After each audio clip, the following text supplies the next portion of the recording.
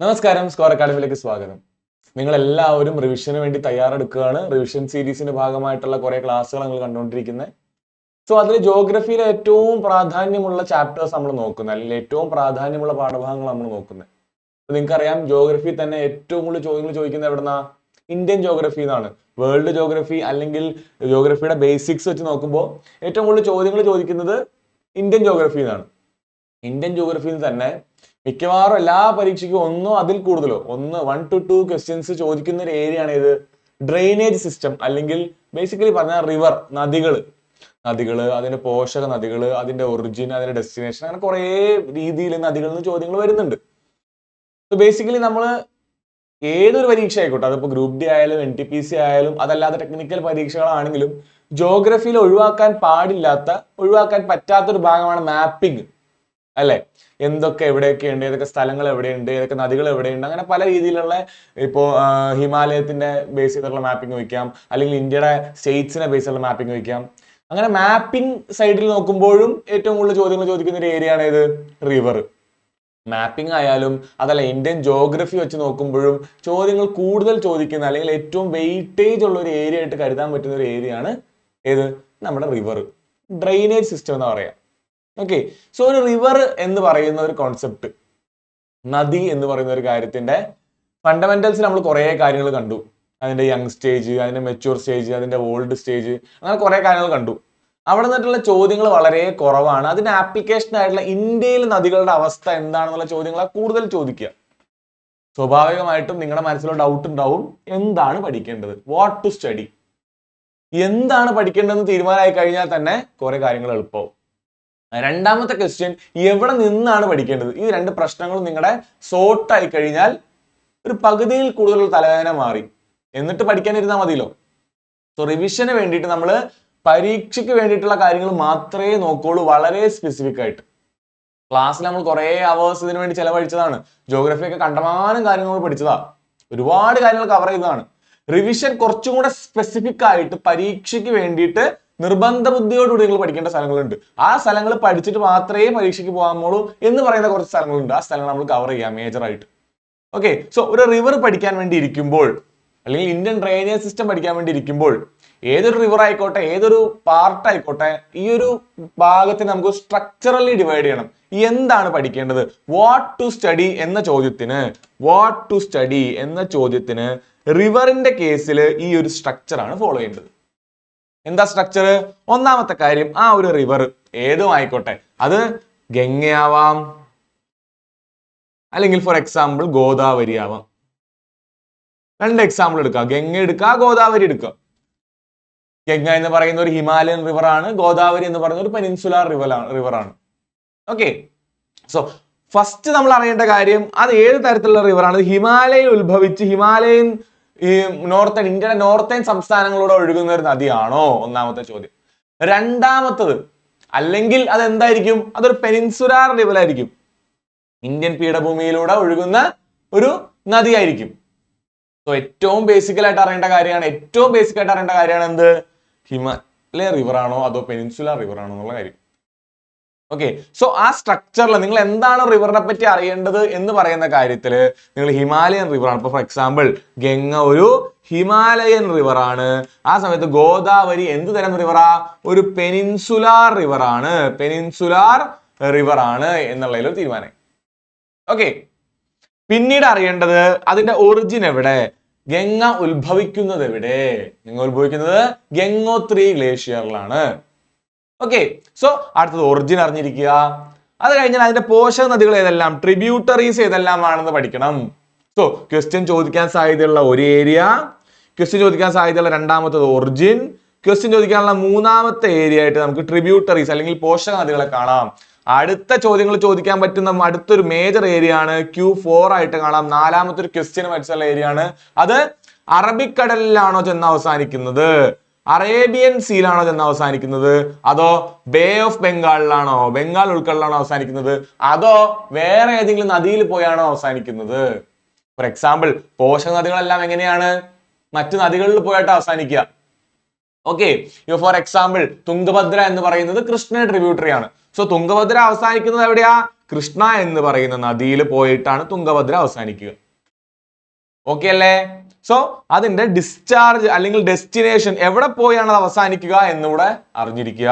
അടുത്തൊരു മേജർ ആയിട്ടുള്ള ഒരു പാർട്ടാണ് ഏതൊക്കെ നദികളുടെ സൈഡില് അല്ലെങ്കിൽ മേജർ സിറ്റീസ് വരുന്ന നദികൾ ഏതെല്ലാം. അപ്പൊ നിങ്ങൾക്ക് അറിയാം, പെരിയാറിന്റെ തീരത്താണ് ആലുവ എന്ന് പറയുന്ന നഗരം അല്ലെ. വെള്ളപ്പൊക്കം ഉണ്ടായപ്പോ ആലുവ മുങ്ങിപ്പോയി നിങ്ങൾക്ക് അറിയാം.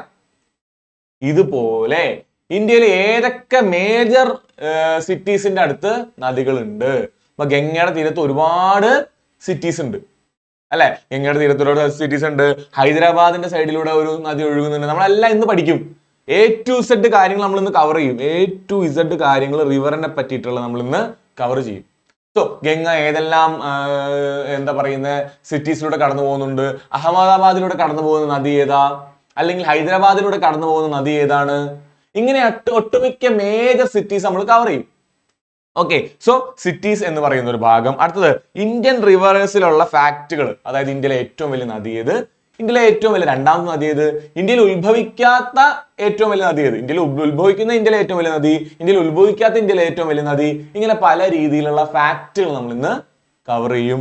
ലാസ്റ്റ് ആയിട്ട് അല്ലെങ്കിൽ തുടക്കത്തിലോ ലാസ്റ്റോ എവിടെയോ നിങ്ങൾ പഠിച്ചു വെക്കേണ്ട, മിസ് ചെയ്ത് കളയാൻ പാടില്ലാത്തൊരു ചാപ്റ്റർ ആണ് ഇത്, ഡ്രെയിനേജ് പാറ്റേൺ.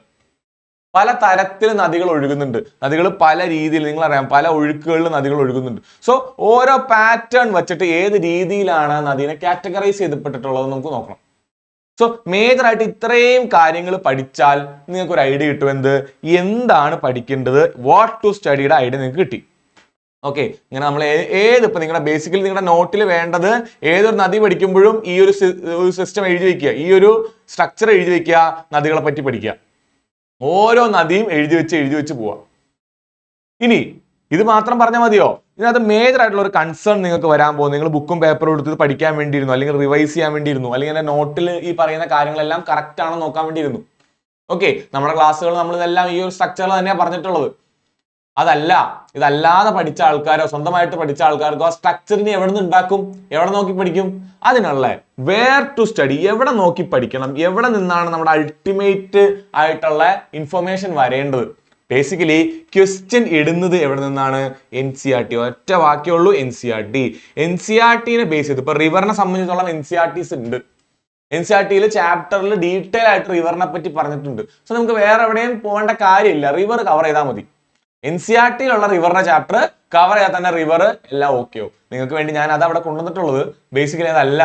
എനിക്ക് കുറച്ചും കൂടെ ഒന്ന് സെറ്റ് ആയിട്ട് പഠിക്കണം, എനിക്ക് അതൊന്ന് കറക്റ്റ് കവർ ചെയ്യണം, ഒന്ന് NCERT വായിച്ചു നോക്കണം എന്ന് ആഗ്രഹമുള്ളവർ നോക്കേണ്ടത് എന്താ? 2 NCERT ആണ് നമുക്ക് മേജർ ആയിട്ടുള്ളത്. ഒന്ന് 9ാം ക്ലാസ്സിന്റെ contemporary India 1. Okay, so class 9ന്റെ കണ്ടംപററി ഇന്ത്യ എന്ന് പറയുന്ന NCERT. അടുത്തതോ ഇന്ത്യ ഫിസിക്കൽ എൻവയോൺമെന്റ് എന്ന് പറയുന്ന ക്ലാസ് 11ന്റെ NCERT. ഏതാണ്?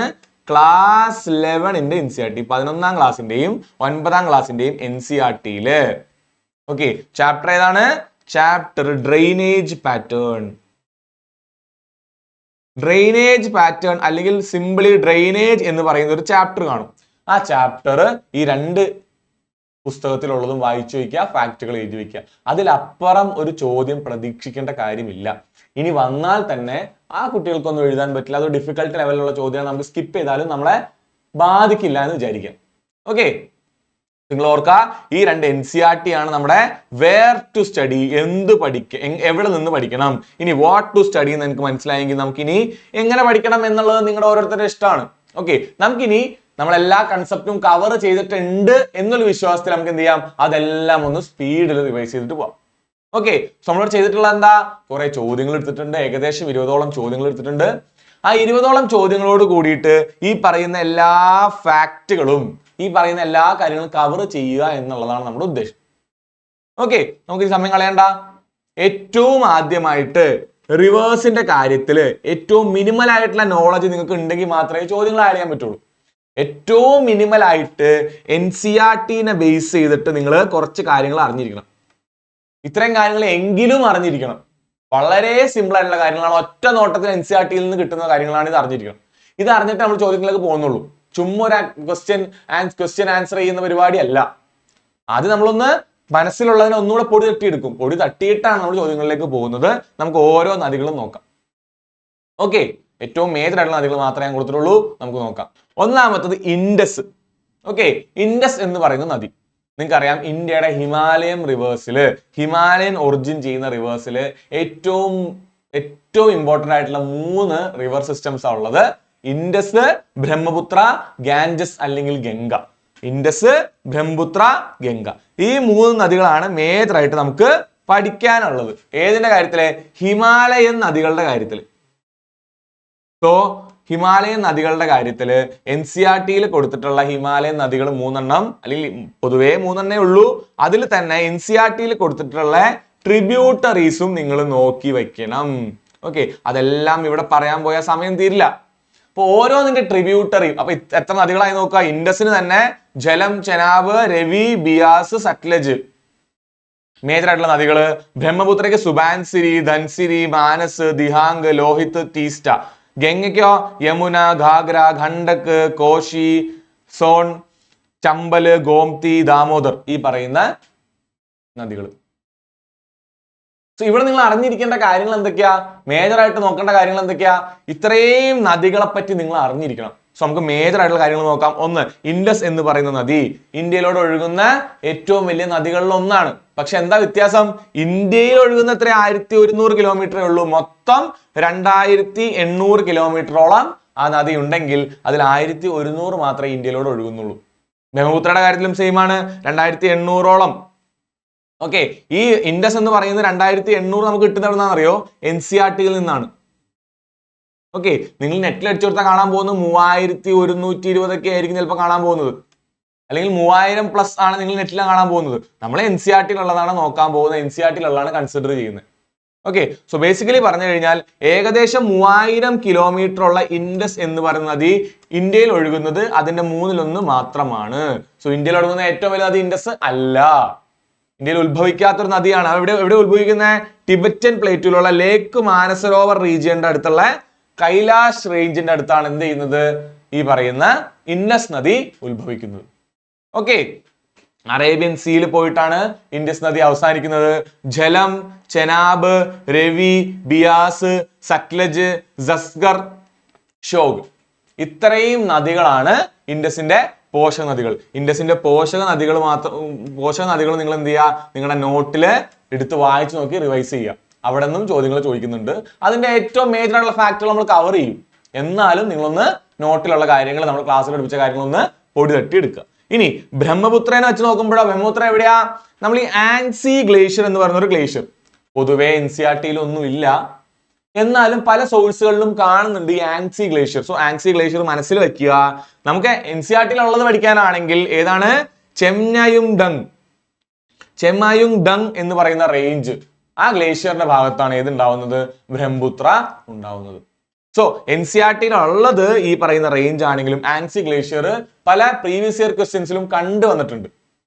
സോ അതും ഓർത്തു വയ്ക്കുക. ഇങ്ങനെ ഒരു ആൻസി ഗ്ലേഷ്യർ എന്നൊരു ഓപ്ഷൻ കണ്ടാൽ, അല്ലെങ്കിൽ ബ്രഹ്മപുത്രയുടെ ABCDയിൽ നിങ്ങൾ വിചാരിക്കുന്ന ഒരു ഓപ്ഷൻ ഇല്ലെങ്കിൽ കുത്താതിരിക്കരുത്. ഇതും കൂടി ഒന്ന് ഓർത്തു വയ്ക്കുക കേട്ടോ. അടുത്തത് ബേ ഓഫ് ബംഗാളിൽ പോയിട്ടാണ് ബ്രഹ്മപുത്ര അവസാനിക്കുന്നത്. സുബാൻസിരി, മാനസ്, ധൻസിരി, ദിഹാങ്, ലോഹിത്, തീസ്ത. ഓക്കെ, ബ്രഹ്മപുത്രയുടെ നദികളുടെ എന്താണ് ട്രിബ്യൂട്ടറീസ് പൊതുവെ ചോദിച്ച് കാണാറില്ല. ബ്രഹ്മപുത്ര എന്ന് പറയുന്ന നദികളുടെ ഇത്രയും ട്രിബ്യൂട്ടറീസിനെ പറ്റി പൊതുവേ ചോദിക്കുന്നത് ഇത് ട്രിബ്യൂട്ടറി ആണോ അല്ലയോ, യെസ് ഓർ നോ, അല്ലെങ്കിൽ ഇത് ബ്രഹ്മപുത്രയുടെ ട്രിബ്യൂട്ടറി ആണോ അല്ലയോ എന്നേ ചോദിക്കാറുള്ളൂ. ആ സമയത്ത് ഇൻഡസിന്റെ കാര്യം വരുമ്പോൾ അങ്ങനെയല്ല. ഓരോ നദികളെ പറ്റിയും അറിഞ്ഞിരിക്കണം. ചെനാബിനെ പറ്റിയും ജലത്തിനെ പറ്റിയും അതുപോലെ രവിനെ പറ്റിയും ബിയാസിനെ പറ്റിയും അറിഞ്ഞിരിക്കണം. ഇതിൽ ഇന്ത്യയിലൂടെ മാത്രം ഒഴുകുന്ന നദി ഏതാണ്? ഇതിൽ കശ്മീരിലൂടെ ഒഴുകുന്ന നദി ഏതാണ്? ഇങ്ങനെ കുറെ കാര്യങ്ങൾ നമ്മൾ ഇൻഡസിന്റെ റിവർ ഡീറ്റെയിൽ ആയിട്ട് അറിഞ്ഞിരിക്കണം. അതിന്റെ കാരണം എന്താ? അത് NCERT ഡീറ്റെയിൽ ആയിട്ട് കൊടുത്തിട്ടുണ്ട്. ഇവരെന്താ യെസ് ഓർണോ മാത്രം ചോദിക്കുന്നത്? അതായത് അവർ ട്രിബ്യൂട്ടറി ആണോ അല്ലയോ എന്ന് മാത്രമേ ചോദിക്കുള്ളൂ. ഇവരുടെ ഉള്ളിൽ നിന്ന്, സുബാൻസിരിയുടെ ഉള്ളിൽ നിന്നോ മാനസിന്റെ ഉള്ളിൽ നിന്നോ പൊതുവെ ചോദിക്കാറില്ല. അതെന്തുകൊണ്ടായിരിക്കും? NCERT അതിനെപ്പറ്റി പരിമിതമായിട്ടുള്ള കാര്യങ്ങളെ പറഞ്ഞിട്ടുള്ളൂ, വളരെ കുറച്ച് കാര്യങ്ങളെ പറഞ്ഞിട്ടുള്ളൂ. ഓക്കെ, സോ ഗംഗയുടെ കാര്യം വരുമ്പോഴോ ഇതെല്ലാം തച്ചുടച്ചു. ഗംഗേനെ പറ്റിയിട്ട് ഡീറ്റെയിൽ ആയിട്ട് പഠിക്കണം. ലൈഫ് ലൈൻ ഓഫ് ഇന്ത്യ എന്നാണ് പറയുന്നത്. ഡീറ്റെയിൽ ആയിട്ട് പഠിക്കണം. എന്താണ് 25 കിലോമീറ്റർ മൊത്തം ഇന്ത്യയിലൂടെയാണ് ഒഴുകുന്നത്. 25 കുറച്ച് നമ്മുടെ ബംഗ്ലാദേശിലേക്ക് ഒഴുകുന്നുണ്ട്. സ്റ്റിൽ ഗംഗ എന്ന് പറയുന്ന ഭാഗം നമ്മൾ മെയിൻ ആയിട്ട് കാണുന്നത് ഇന്ത്യയിലൂടെ ഒഴുകുന്ന നദിയാണ് ഗംഗ എന്ന് വിളിക്കുന്നത്. ബ്രഹ്മപുത്ര ഗംഗ ബംഗ്ലാദേശിൽ എത്തുമ്പോഴേക്കും അതിന്റെ പേര് മാറും. ആ പേരുമാറ്റമൊക്കെ നമ്മൾ ഇന്ന് പഠിക്കും. ഗംഗോത്രി എന്ന് പറയുന്ന ഗ്ലേഷ്യർ ഉത്തരാഖണ്ഡിൽ ഉണ്ടാവുന്ന ആണ് ഗംഗ ഉത്ഭവിക്കുന്നത്. ഗംഗോത്രി എന്ന് പറയുന്ന ഗ്ലേഷ്യറിലാണ്. ഗംഗയുടെ ട്രിബ്യൂട്ടറീസ് നമ്മൾ അല്ലാതെ തന്നെ പഠിക്കും. എന്നാലും നോക്കി വയ്ക്കുക. യമുന, ഗാഗ്ര, ഗണ്ഡക്, കോശി, സൺ, ചമ്പല്, ഗോംതി, ദാമോദർ. ഓക്കെ, ഈ ചമ്പല് യമുനയുടെയും എന്താണ് ട്രിബ്യൂട്ടറി ആണ്. അതല്ലാതെ നമുക്ക് ഗംഗ ട്രിബ്യൂട്ടറി എന്നും പറയാം. ഓക്കെ അല്ലേ? സോ ഗംഗനെ പറ്റി നമ്മൾ ഡീറ്റെയിൽ ആയിട്ട് പഠിക്കണം. ഇനി സംസ്ഥാനങ്ങളോട് നോക്കി വെക്കാട്ടോ, ഏതിലൂടെയാണ് ഒഴുകേണ്ടതെന്ന്. പക്ഷെ ഈ സംസ്ഥാനങ്ങളുടെ കാര്യം വരുമ്പോൾ നിങ്ങൾ ചോദിക്കും, സാർ ഇത് മൊത്തം പഠിക്കാന്നൊക്കെ വെച്ചാൽ വലിയ ബുദ്ധിമുട്ടല്ലേ എന്ന് ചോദിക്കും. നമ്മുടെ RRBനെ സംബന്ധിച്ചിടത്തോളം നിങ്ങൾ ഈ ചോദ്യങ്ങൾ ഇനി വായിക്കുമ്പോൾ മനസ്സിലാവും. നിങ്ങൾ ഓരോ ചോദ്യങ്ങൾ കാണുമ്പോൾ മനസ്സിലാവും. RRBനെ സംബന്ധിച്ചിടത്തോളം ചോദ്യങ്ങൾ പൊതുവെ ജനറൽ ആയിട്ടുള്ള ചോദ്യങ്ങളെ ചോദിക്കാറുള്ളൂ. ഭയങ്കര ഡെപ്തിലേക്ക് പോവാറില്ല പൊതുവെ. അതായത് നോർത്തിലുള്ള ഹിമാലയിൽ ഉണ്ടാവുന്ന നദിയാണെന്ന് അറിഞ്ഞാൽ തന്നെ ഏത് സ്റ്റേറ്റ് ആണെന്ന് കണ്ടുപിടിക്കാൻ പറ്റും. അതായത് ഓപ്ഷൻസ് എലിമിനേറ്റ് ചെയ്യാൻ പറ്റും. അത്രയ്ക്ക് മോശം ഓപ്ഷൻസ് ആണ് പൊതുവേ കൊടുക്കാറ്. അങ്ങനെ ഭയങ്കര ഡെപ്തിലേക്ക് ഇറങ്ങിച്ചെന്ന് ഫോർ എക്സാമ്പിൾ ഉത്തരാഖണ്ഡും ഉത്തർപ്രദേശും തമ്മിൽ തെറ്റിച്ച് തരില്ല. വളരെ ഡീറ്റെയിൽ ആയിട്ട് തെറ്റിച്ച് തരില്ല. സോ നിങ്ങൾ ജസ്റ്റ് ഒരു ഐഡിയ ഉണ്ടാക്കി വെക്കുക. കണ്ടോ, ഇൻഡസ് ഒഴുകുന്നത് ഇന്ത്യയുടെ തലയുടെ ഭാഗത്തൂടെയാണ്. ഈ ഒരു തലയുടെ ഭാഗത്തൂടെയാണ് ഇൻഡസ് ഒഴുകുന്നത് ഒരു ധാരണ നിങ്ങൾക്ക് ഉണ്ടെങ്കിൽ ഇൻഡസിന്റെ ചോദ്യങ്ങൾ ചെയ്യാം. കുറച്ച് പഞ്ചാബിലൂടെ ഒഴുകുന്നുണ്ടെന്നുള്ളൊരു ധാരണ നിങ്ങൾക്ക് ഉണ്ടെങ്കിൽ ഇൻഡസിന്റെ ഏത് ക്വസ്റ്റ്യനും ആൻസർ ചെയ്യാം. അതല്ല ഓരോന്നും പഠിക്കേണ്ട കാര്യമില്ല ഞാൻ പറയുന്നത്. കണ്ടോ, ഇത്രയും ഭാഗത്താണ് ഗംഗ ഒഴുകുന്ന ഒരു ഐഡിയ ഉണ്ടെങ്കിൽ അവിടെയുള്ള സംസ്ഥാനങ്ങൾ ഇതൊക്കെ, ഇവിടെ ഉത്തരാഖണ്ഡ് ഉണ്ട്, ഇവിടെ UP ഉണ്ട്, ഇവിടെ ബീഹാർ ഉണ്ട്, താഴെ ജാർഖണ്ഡ് ഉണ്ട്, ഇവിടെ വെസ്റ്റ് ബംഗാൾ ഉണ്ട്. സോ ഏകദേശം ഗംഗയുടെ പ്ലെയിൻ അറിയാമെങ്കിൽ തന്നെ ഈ ചോദ്യങ്ങൾക്ക് ആൻസർ ചെയ്യാം. അല്ലാതെ ഇത് കാണാതെ പഠിക്കുകയല്ല വേണ്ടത്, മനസ്സിലാക്കുക വേണ്ടത്. ഓക്കെ, ഇത്രയാണ് ഹിമാലയൻ റിവേഴ്സിന്റെ കേസ്. അതുകൊണ്ട് തീരുന്നില്ല, ഇനി കുറച്ച് പെനിൻസുലാർ റിവേഴ്സും കൂടി ഉണ്ട്. ഈ പെനിൻസുലാർ റിവേഴ്സിന്റെ കാര്യം വരുമ്പോൾ അതിന്റെ ഏറ്റവും മേജർ ആയിട്ടുള്ള റിവേഴ്സ് എന്നുള്ള സോഴ്സസ്, ഫോർ എക്സാമ്പിൾ ഗോദാവരി ഏറ്റവും വലിയ പെനിൻസുലാർ റിവർ ആണ്. ഈ പറയുന്ന കിലോമീറ്ററുകൾ പഠിക്കണോ എന്ന് ചോദിച്ചാൽ പഠിക്കേണ്ട. പക്ഷെ ഓർത്തിരിക്കുക, ഈ കിലോമീറ്റർ നിങ്ങൾക്ക് മനസ്സിലാക്കാൻ വേണ്ടിയിട്ട് എന്താ ഏറ്റവും വലിയ പെനിൻസുലാർ റിവർ ഗോദാവരിയാണ്. ഓക്കെ, ഏറ്റവും വലിയ പെനിൻസുലാർ റിവർ ഗോദാവരി ആണെന്ന് മനസ്സിലാക്കാൻ വേണ്ടിയിട്ടാണത്. അടുത്തത് ത്രിംബകേശ്വർ അല്ലെങ്കിൽ ത്രിംബക് പ്ലേറ്റു. ഈ ത്രിംബകേശ്വറിൽ നിന്നാണ് ഗോദാവരി ഉണ്ടാവുന്നത്. വെസ്റ്റേൺ ഗട്ട്സിന്റെ ഏറ്റവും തുടക്കത്തെ ഭാഗമായിട്ടുള്ള ത്രിംബകേശ്വറിൽ നിന്ന് അപ്പൊ ഗോദാവരിയുടെ പോഷക നദികൾ ഏതൊക്കെയാണ്? മഞ്ജീര, പെൺഗംഗ, പ്രൺഹിത, ഇന്ദ്രാവതി, ശബരി. വളരെ ഇമ്പോർട്ടന്റ് ആണ്, സ്ഥിരമായിട്ട് ചോദിക്കുന്നതാണ്. ഫോർ എക്സാമ്പിൾ ഇവർക്ക് ചോദിക്കാൻ എന്താ? പ്രൺഹിത ആരുടെ ട്രിബ്യൂട്ടറി ആണ്? ഓക്കെ, ഇനി നോക്കാം. കൃഷ്ണ നോക്ക്, മഹാബലേശ്വറിൽ ഉണ്ടാവുന്നു, മഹാരാഷ്ട്രയിലെ മഹാബലേശ്വറിൽ ഉണ്ടാവുന്നു. ഓക്കെ, ഗഡ്പ്രഭ, മാലപ്രഭ, തുംഗഭദ്ര, ഭീമ, മൂസി, അതുപോലെ മുന്നേറു, കൊയ്ന. ഏകദേശം ഒരു എന്താ പറയാ, ഒരു പുരാതന ക്യാരക്ടേഴ്സിന്റെ പേര് പോലെ ഉണ്ട്. എന്താണ്? ഗഡ്പ്രഭ, മാലപ്രഭ, തുംഗഭദ്ര, മൂസി, ഭീമ, കൊയ്ന. ആ ഒരു രീതിയിൽ വേണേൽ ആലോചിച്ച് നമുക്ക് ഓർത്തു വെക്കാം. ഓക്കെ, സോ ഈ പറയുന്ന കൃഷ്ണയുടെയും ഗോദാവരിയുടെയും മേജർ ആയിട്ടുള്ള ട്രിബ്യൂട്ടറീസ് പഠിച്ചു വെച്ചാൽ തന്നെ നമുക്ക് എലിമിനേറ്റ് ചെയ്യാൻ പറ്റും. ഇത്രയും പേരുണ്ട്. ഓക്കെ, ഫോർ എക്സാമ്പിൾ ഒരു ചോദ്യം ചോദിക്കുകയാണ്, ഇന്ദ്രാവതി. ഇന്ദ്രാവതി ഒക്കെ വളരെ ഇമ്പോർട്ടന്റ് ആട്ടോ. ഇന്ദ്രാവതി ആരുടെ ട്രിബ്യൂട്ടറി ഞാൻ ചോദിക്കുകയാണ്. അപ്പൊ അതിന്റെ ഓപ്ഷൻ ആയിട്ട് അവർക്ക് എന്തൊക്കെ ഇടാം? ഒന്ന് ഗോദാവരി ഇടാം, ബി ആയിട്ട് അടുത്ത ഓപ്ഷൻ ആയിട്ട് അവർക്ക് എന്തിടാം? മഹാനദി ഇടാം. സി ആയിട്ട് ഏത് ഓപ്ഷൻ ഇടാം? ഈ പറയുന്ന പോലെ കൃഷ്ണ ഇടാം, പിന്നെ ഒരു നർമ്മദ ഇടാം. ഓക്കെ, ഇവിടുന്ന് എങ്ങനെ എലിമിനേറ്റ് ചെയ്യാം?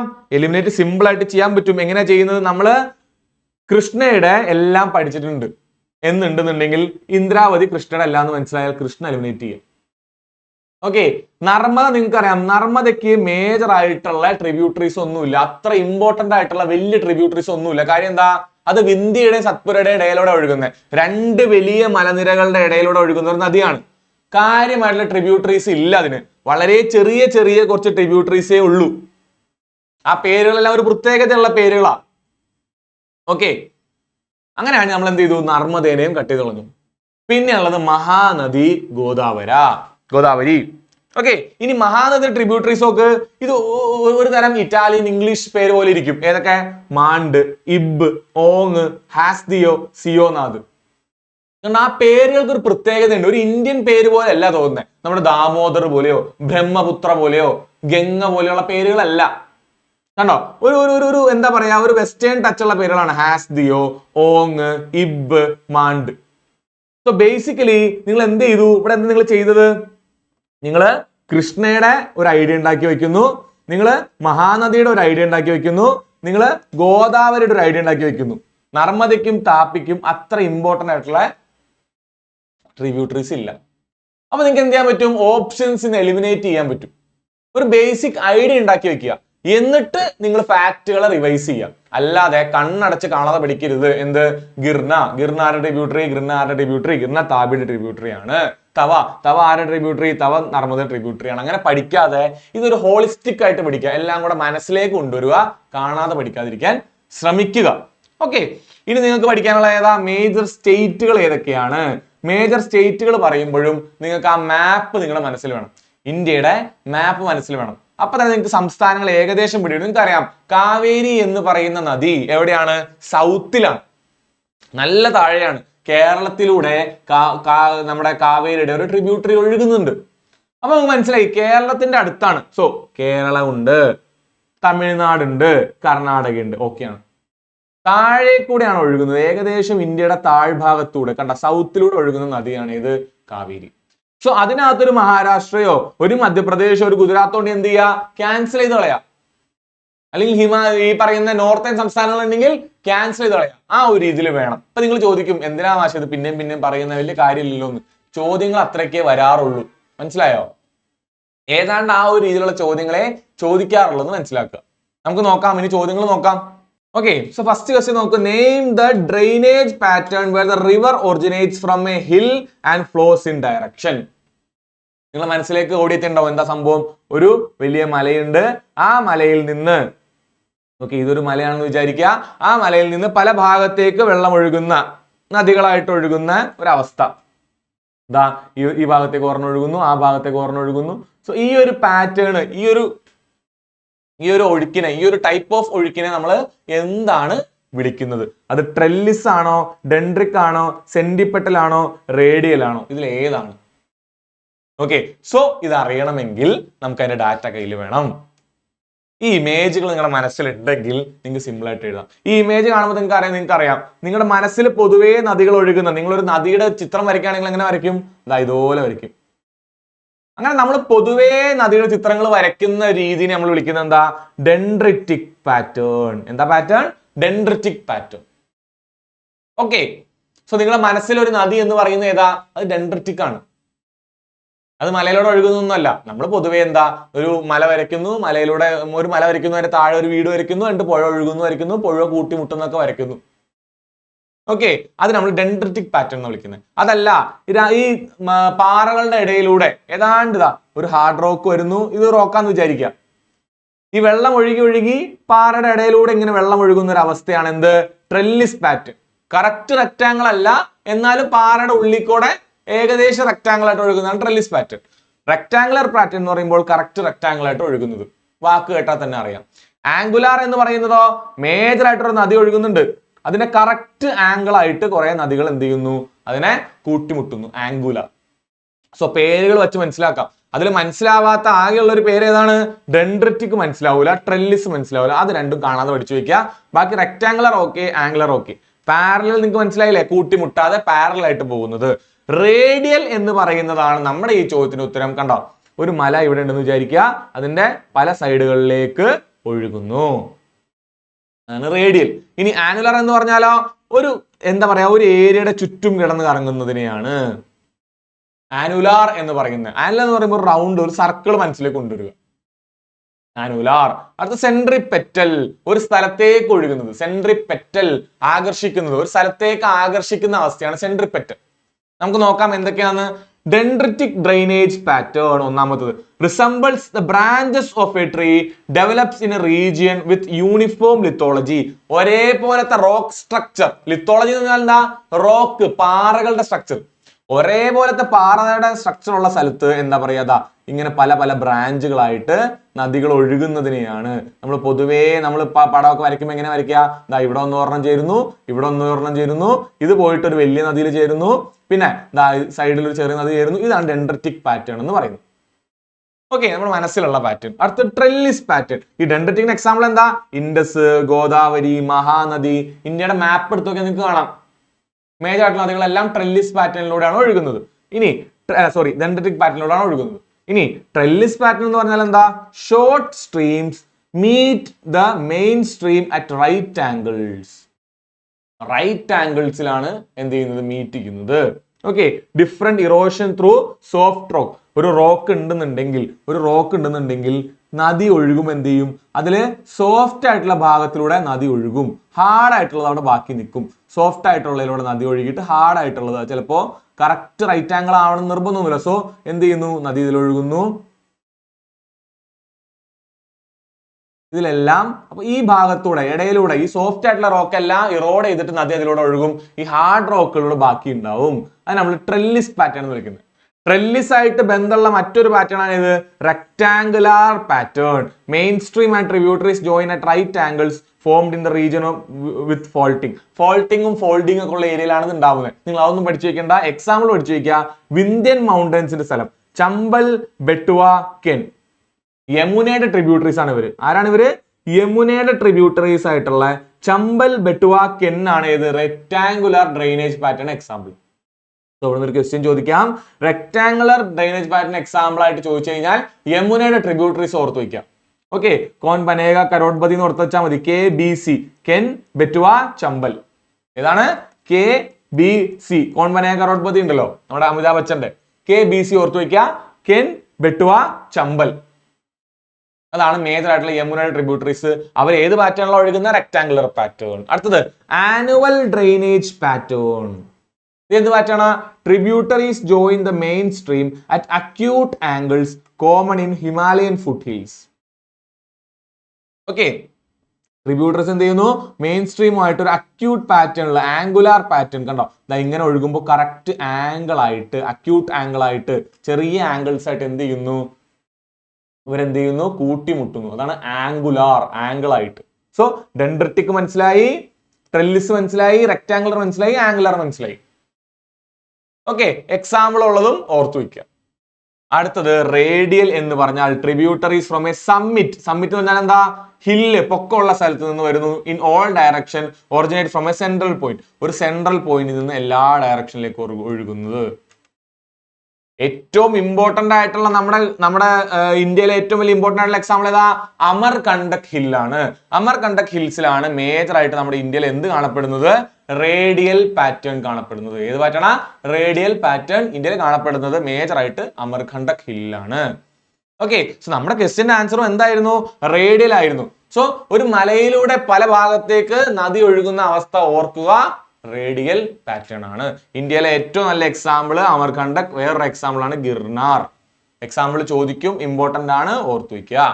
അതിന്റെ കൂടെ തന്നെ ഓർത്തു വയ്ക്കുക, ഈ അമർകണ്ടക് എന്ന് പറയുന്ന ഹില്ലില് മേജർ ആയിട്ട്